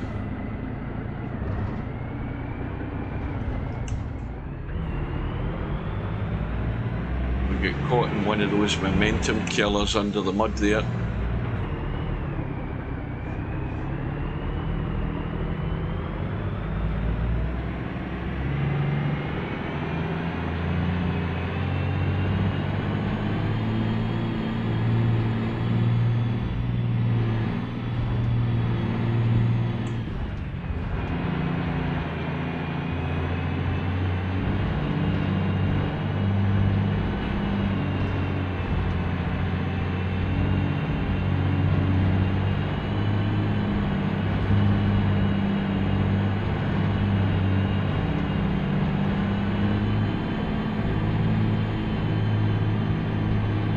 Getting there. I think we've got dry land at last.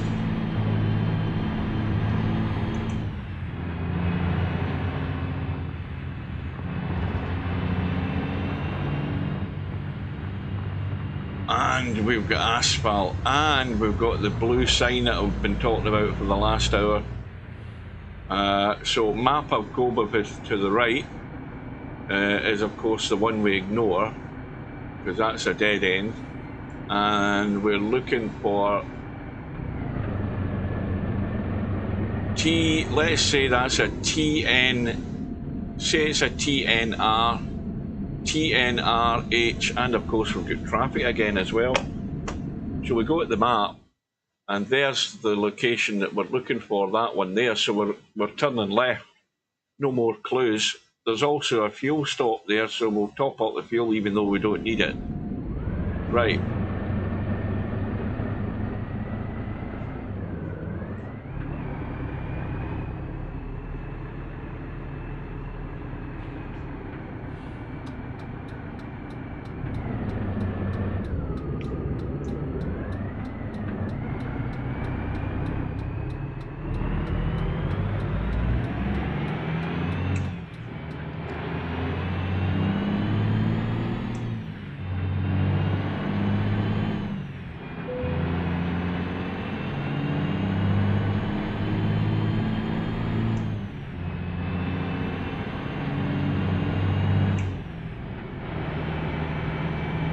Well, we'll go for the overtake as well. I don't think we're going to have enough momentum to overtake the bus though. We're going to start dying.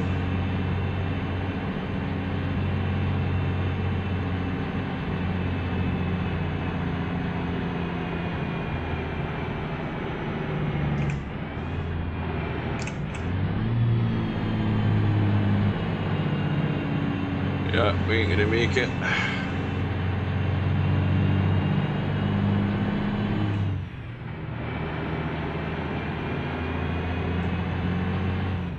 We want as much speed as we can get, right up the gears.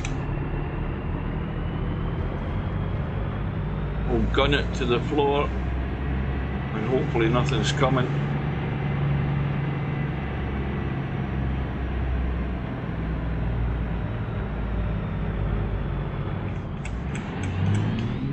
Fly down the gears, down to fifth, down to third. That might work.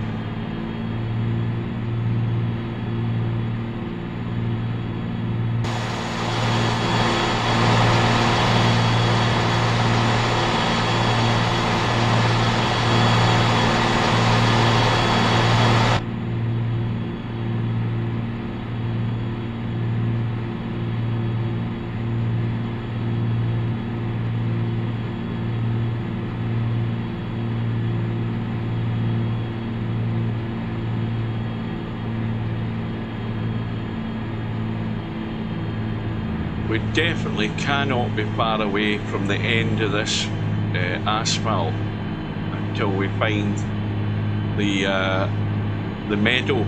I think that's what we'll call it. We've got to drive through a meadow. We've also got to find 2 planks of wood that are there as a bridge. We need to access that.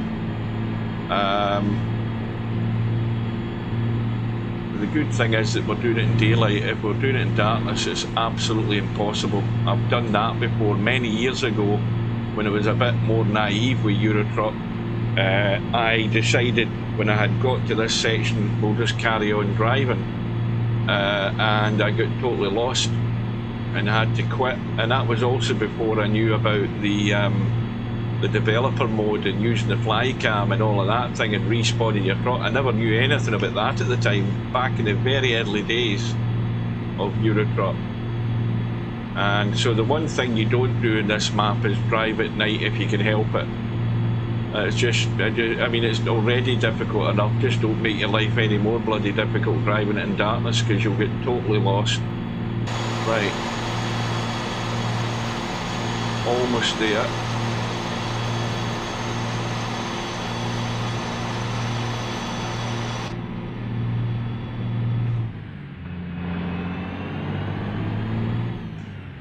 Let's get right up the gears.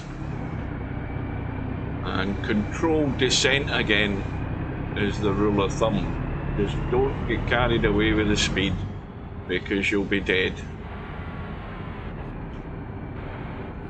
He says almost running headlong into a car coming in the other lane.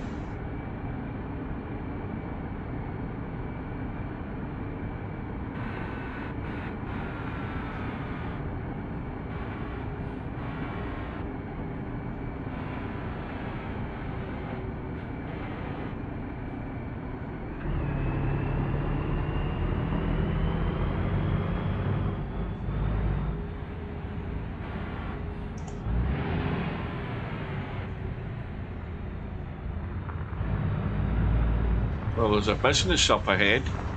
There's a company up ahead.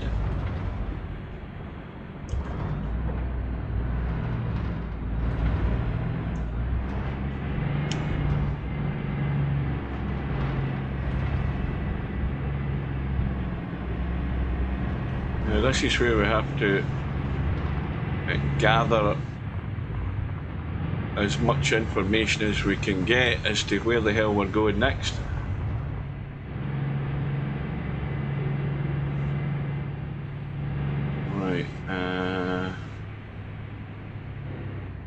Now, I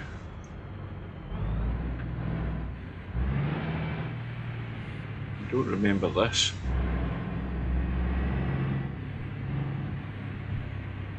I do not remember this part of the road. Anyway, we'll carry on. But this is taking us up to this business up ahead.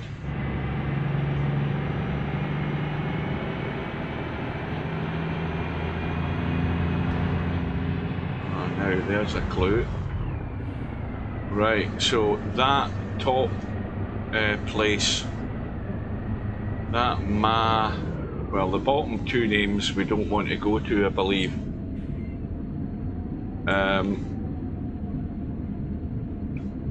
But the top one is where we're heading to, that THR thing, because that's the place we want to discover as we continue heading north. Then after that, this is where the fun part is. This is where I don't think this truck is going to make it around the corners.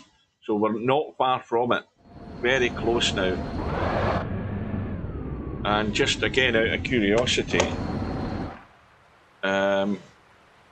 if we look at the right turn,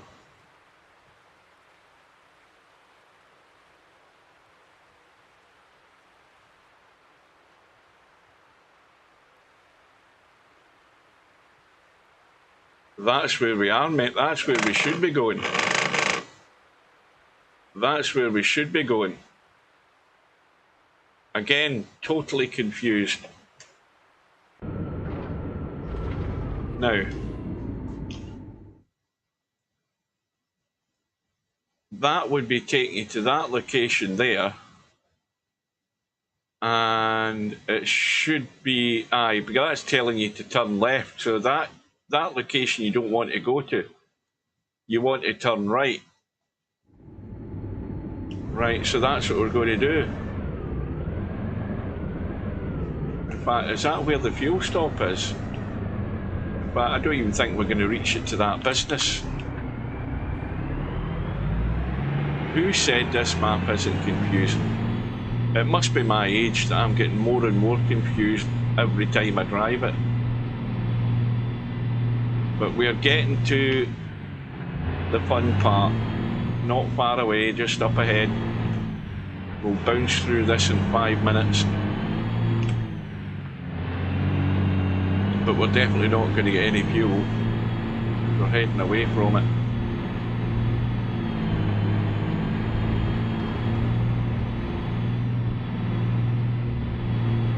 So you eventually run out of the mud road, and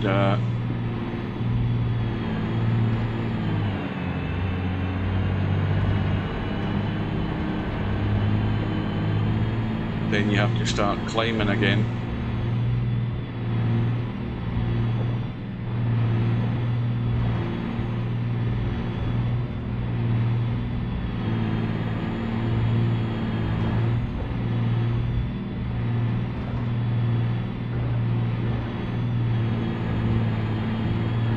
So this is VP4TV, even though we are doing Eurotruck, and we have the 10-ball Bigfoot Challenge, as Steve's called it, on the 10-foot table. Virtual World Championship starting later on tonight. The tournament goes live at 11 PM Greenwich Mean Time. There is a full field of 32 players, so we will have live stream matches coming up over the coming weeks and days ahead.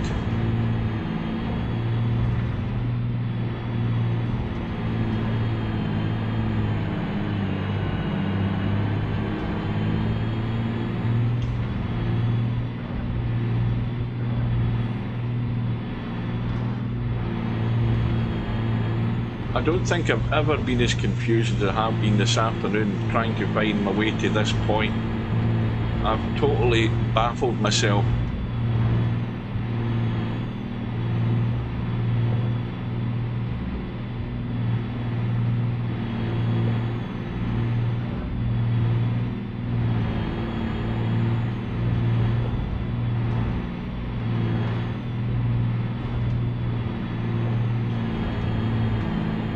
You're also about to find out why I think this truck will struggle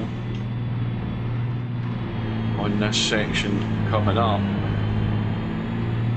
And also, if I remember, the actual climb itself up the first mountain can take the best part of an hour, and that's taking into consideration the amount of times you might have to reset the truck to try and make it around a corner. Now what I do know is that the Oshkosh truck, it's about as long as this, except it doesn't have the same amount of axles, and I know that it struggles to make around the corners, so this certainly won't be any easier.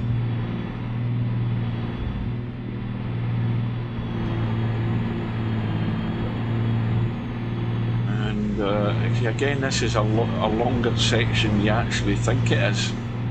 When you use the fly cam, it doesn't seem as long, but when you end up driving it, it does.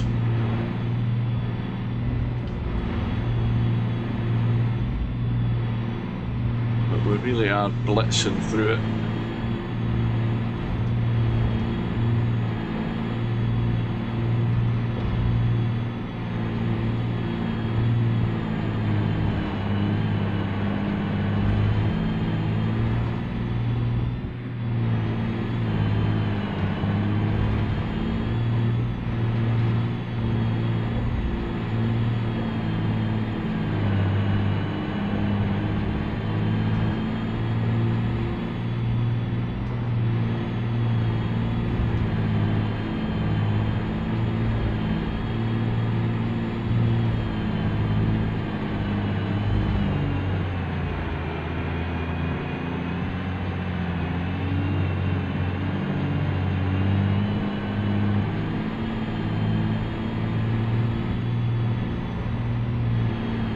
Yeah, but that, I mean, as much as I've driven many bad sections of the map, you know, in trucks that have never really been made for some of the roads on this map, as much as I've driven a lot of them, nothing is as difficult as the ice road section. You will constantly fall through the ice. That's why you need to have the developer mode activated in this map, because anybody who doesn't and tries to cross the ice road area where it's just, you know, all it is tundra, you know, there's nothing, all you've got is a rough guide of the tracks of the wheels of the trucks that you're supposed to follow, and you will still follow through the ice. Fall through the ice. It doesn't matter what truck you have, you will still fall through the ice, you will still fall through the map. And if you don't have developer mode activated, that's your game over, because you're just falling through the map. The truck's just falling. You need to get solid ground, so you need to respawn the truck. And that's why many years ago I decided to attempt the ice road. It took me hours to get there, and I immediately fell through the ice, and that was it. After all the effort in getting there, it took me that bloody long to get there. I went through all the swampy water with the snow. That took hours to do. Went through all the blizzards and the whiteout conditions to get there. And then, as soon as I got there, within 5 minutes, I'd fallen through the ice and it was game over. I had to quit. And you don't want to have to do that. There's nothing more infuriating than that. And again, like I said, I had no idea about developer mode. The game was pretty new to me then. And that shows you how long I've been driving on this map itself. It's been around as long as the game, pretty much. But it is getting very old. It is buggy. I mean, there are lots of things in it that aren't right. The way he's got the traffic set up, trucks parked at the side of the road. If you're driving close to AI, they're deliberately put there that the AI will drive through the trucks at the side of the road when you're not near them. But when you get near them, they will hit the trucks at the side of the road and you'll be involved in an accident. So there's a lots of weird stuff. You've got railway crossings that don't work. You've got some that do work. If you trust them, you'll probably run yourself in front of a train. Now the map is sold, as I said very earlier, there's textures missing. We haven't seen any textures missing in this section, but if we see a trailer or a building or a road surface, you will see that in certain other areas of the map, textures are missing now. It's just getting so out of date. But I don't think Goba has a notion to do anything to really update this map. With the amount of hours he's put in actually getting to this stage, I don't think he has the ambition to do anything like that. Well, this is now seemingly an awful lot longer than we first thought. We are still going. I think we've already driven about what seems like 3 miles along this road.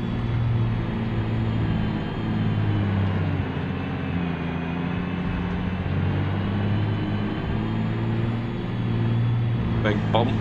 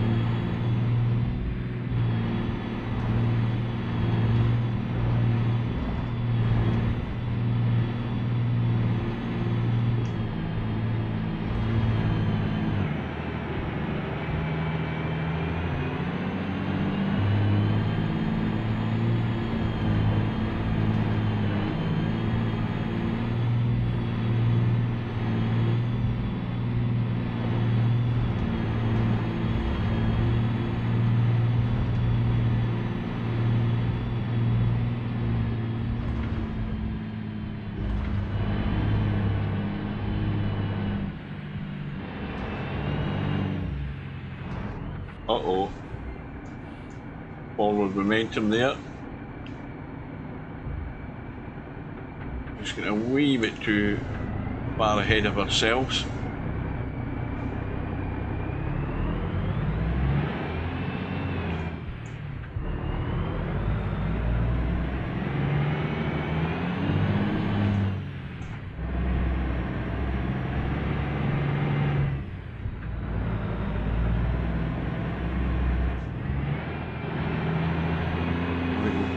fifth gear.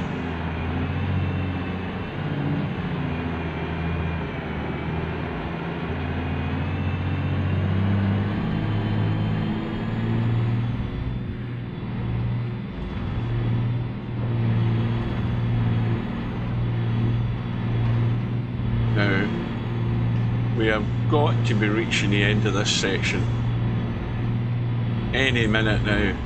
Got to be.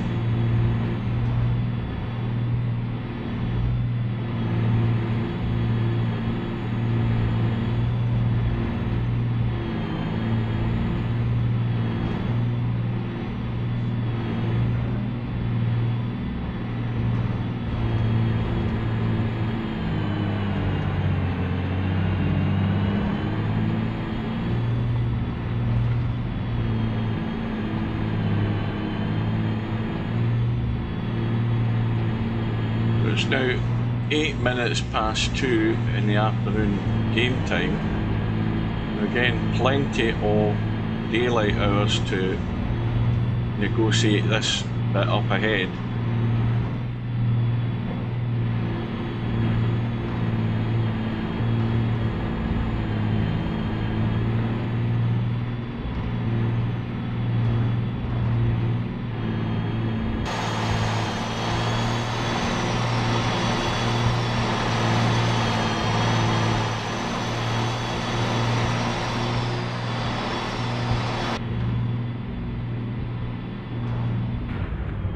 Big divot there.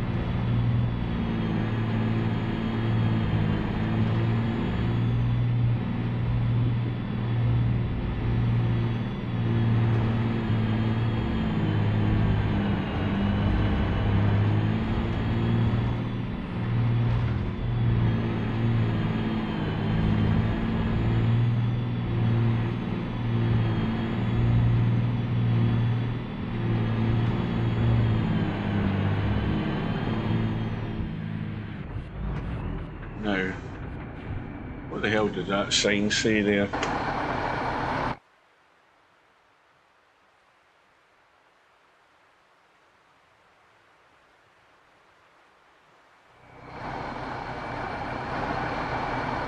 Ah, fuel.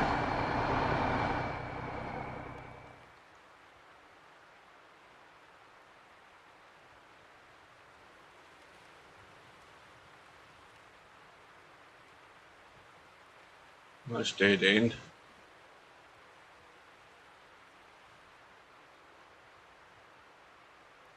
That's dead end. Where the hell's the fuel?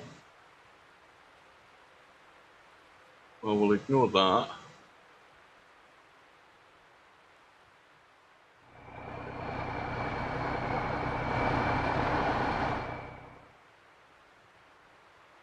Right, so onwards we go. I think there's a big dip there in this junction, so we're going to go around that. I think that hole. I think there's a big hole there.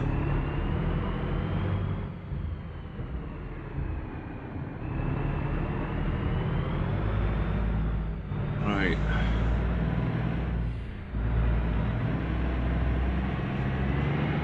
So let's carry on.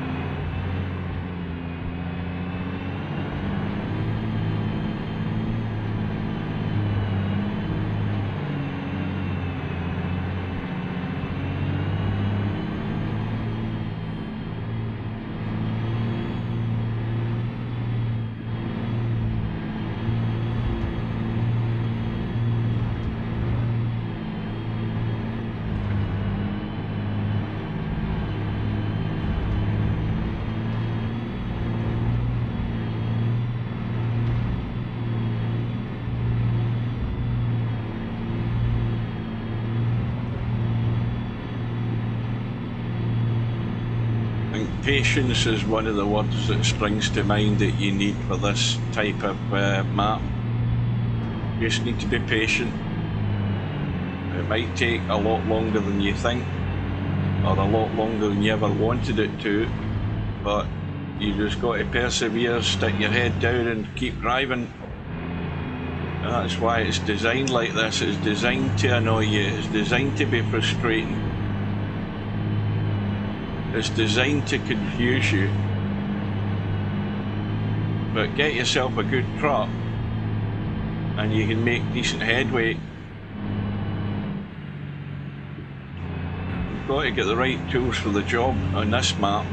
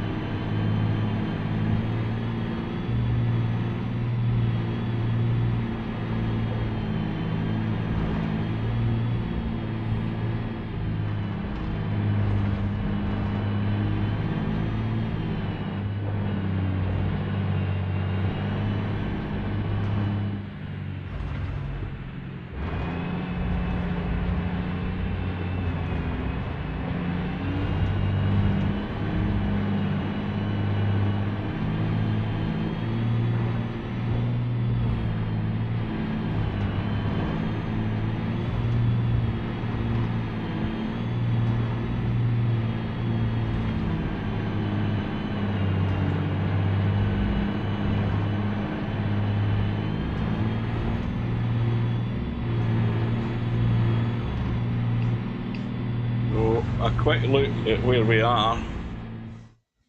We're heading north from Kamchatka.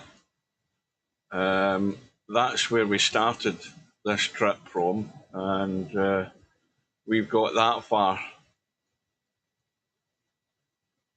Now, in actual mileage, we've probably done, I'm guessing, about 30 miles. It seems an awful lot longer, but these are real miles, remember. And we've also been crawling for a long, long time up those steep mountains. But there's more to come, and it can't be that far away. I keep saying it, but it just seems to go on and on and on.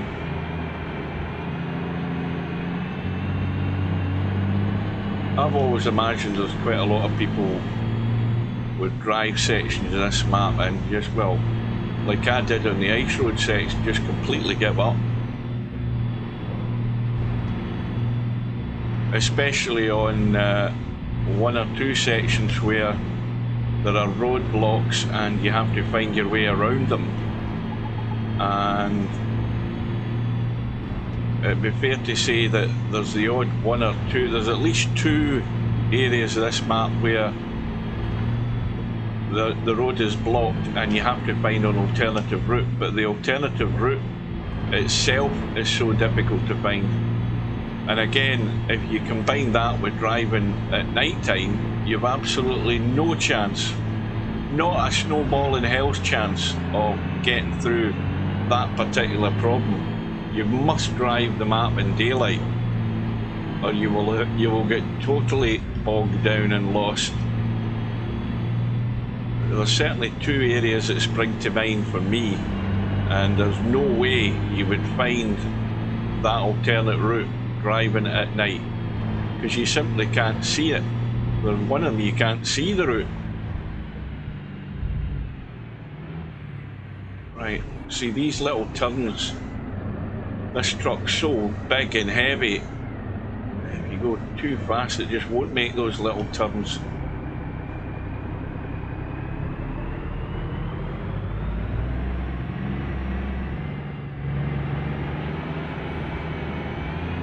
Well, if I keep saying it, it's going to work out at some point, but we must be near the end. It's torture. Even in a good truck, this is torture. Just think how bad it is in a crappy truck. Bouncing and getting stuck every 30 seconds. A total momentum killer, that is. Right, now we just keep our head down and keep going. In the knowledge that it's going to end at some point.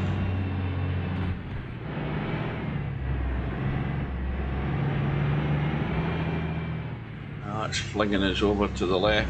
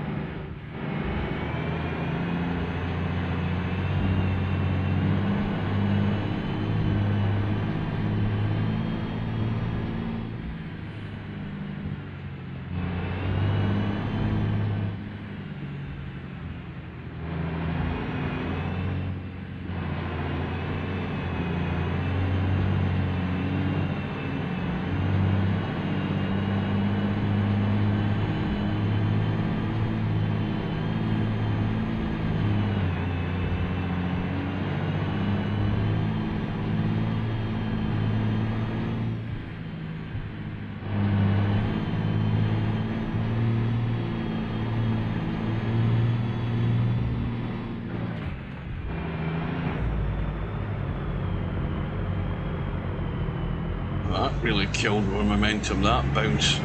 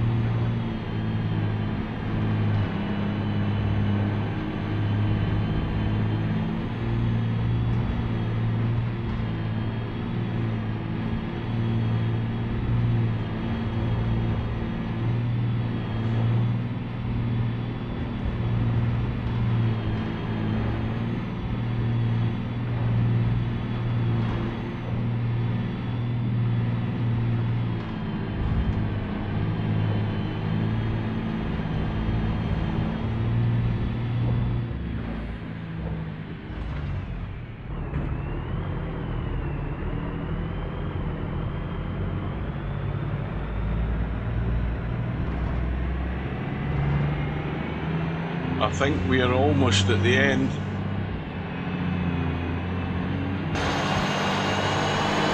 because that's the big mountain up ahead that we need to cross.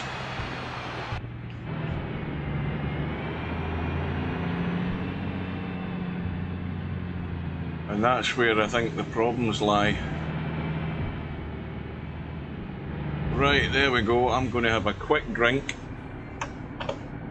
We'll be back in a sec.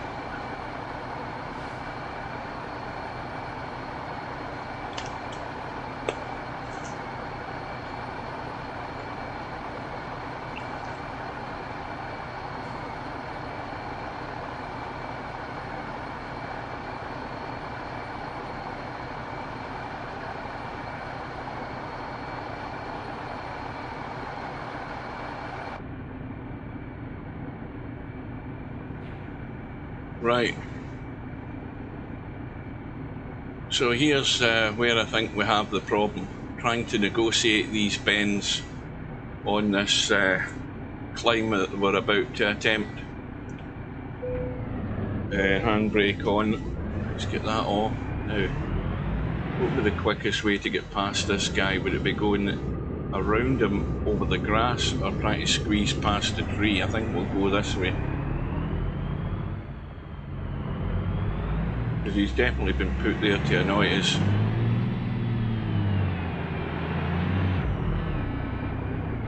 And I think my trailer's just hit him. I think I'm lying against him.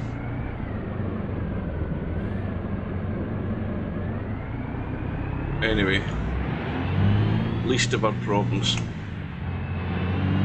This is where the fun and games start. You can't even see the top of the mountain that we're trying to climb. Why did I put the indicator on?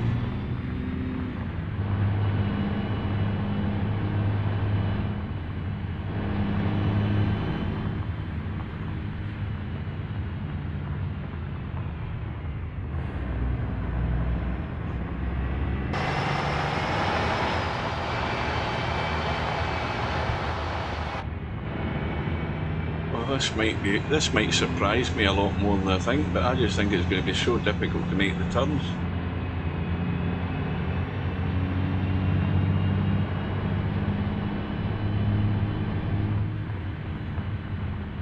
Right, so I don't know how many switchbacks there are on this,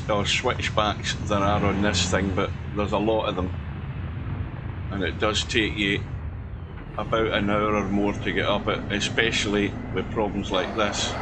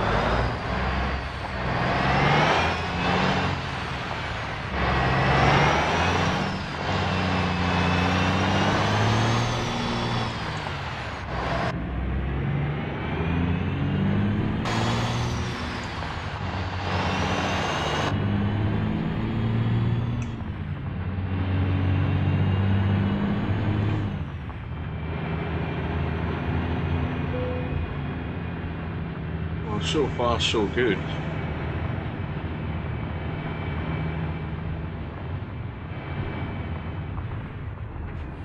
Well, these posts are going to have to go. They're going to have to go.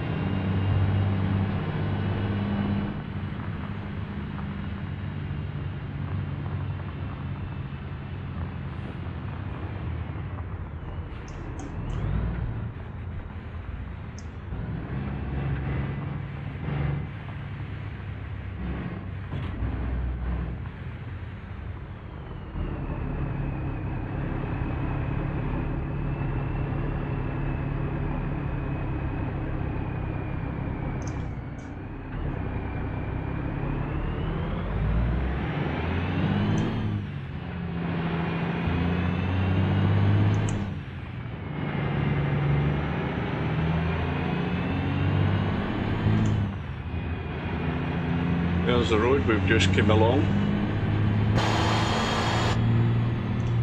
It's disappearing into the distance below us.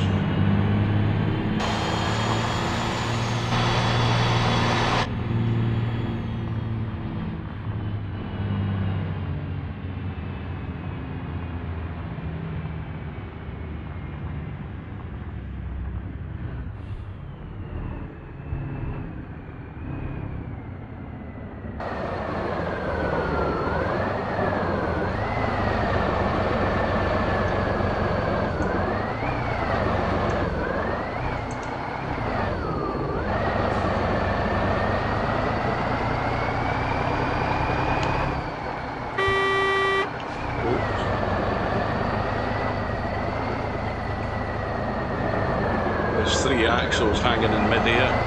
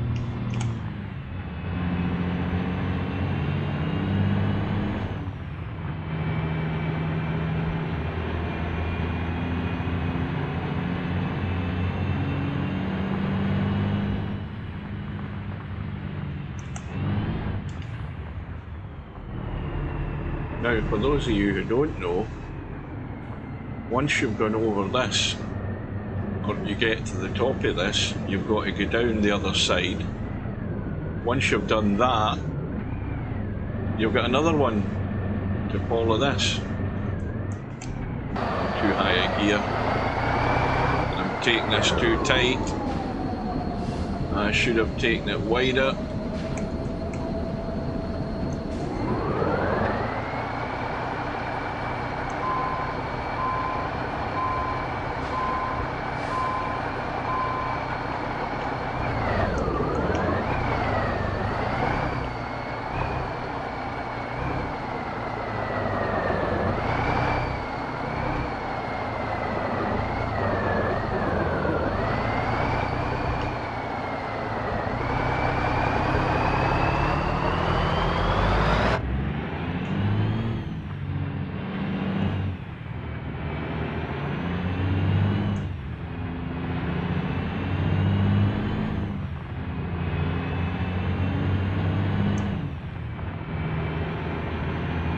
Goodness knows the last time we knew how far we actually had to go.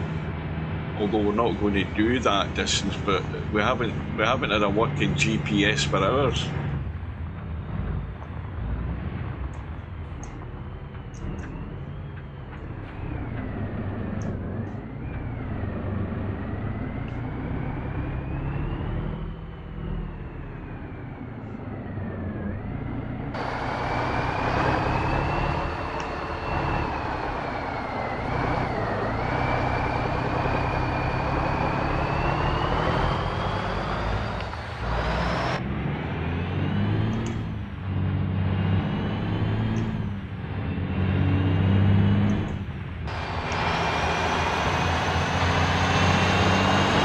See the road below, but it's getting further and further away.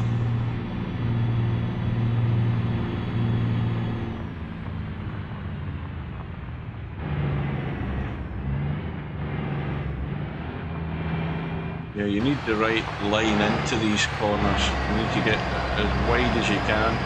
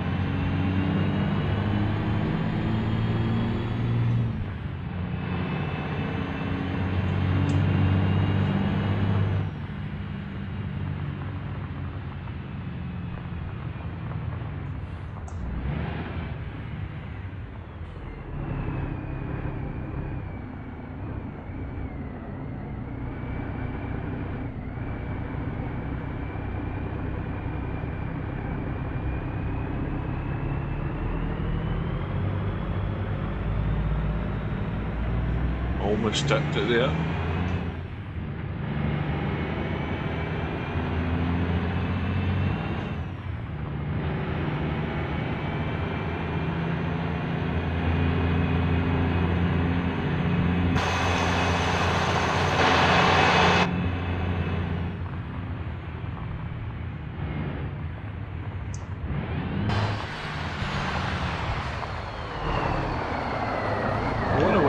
Height we're at now, looking at the road that we came in on just behind the cabin of the truck.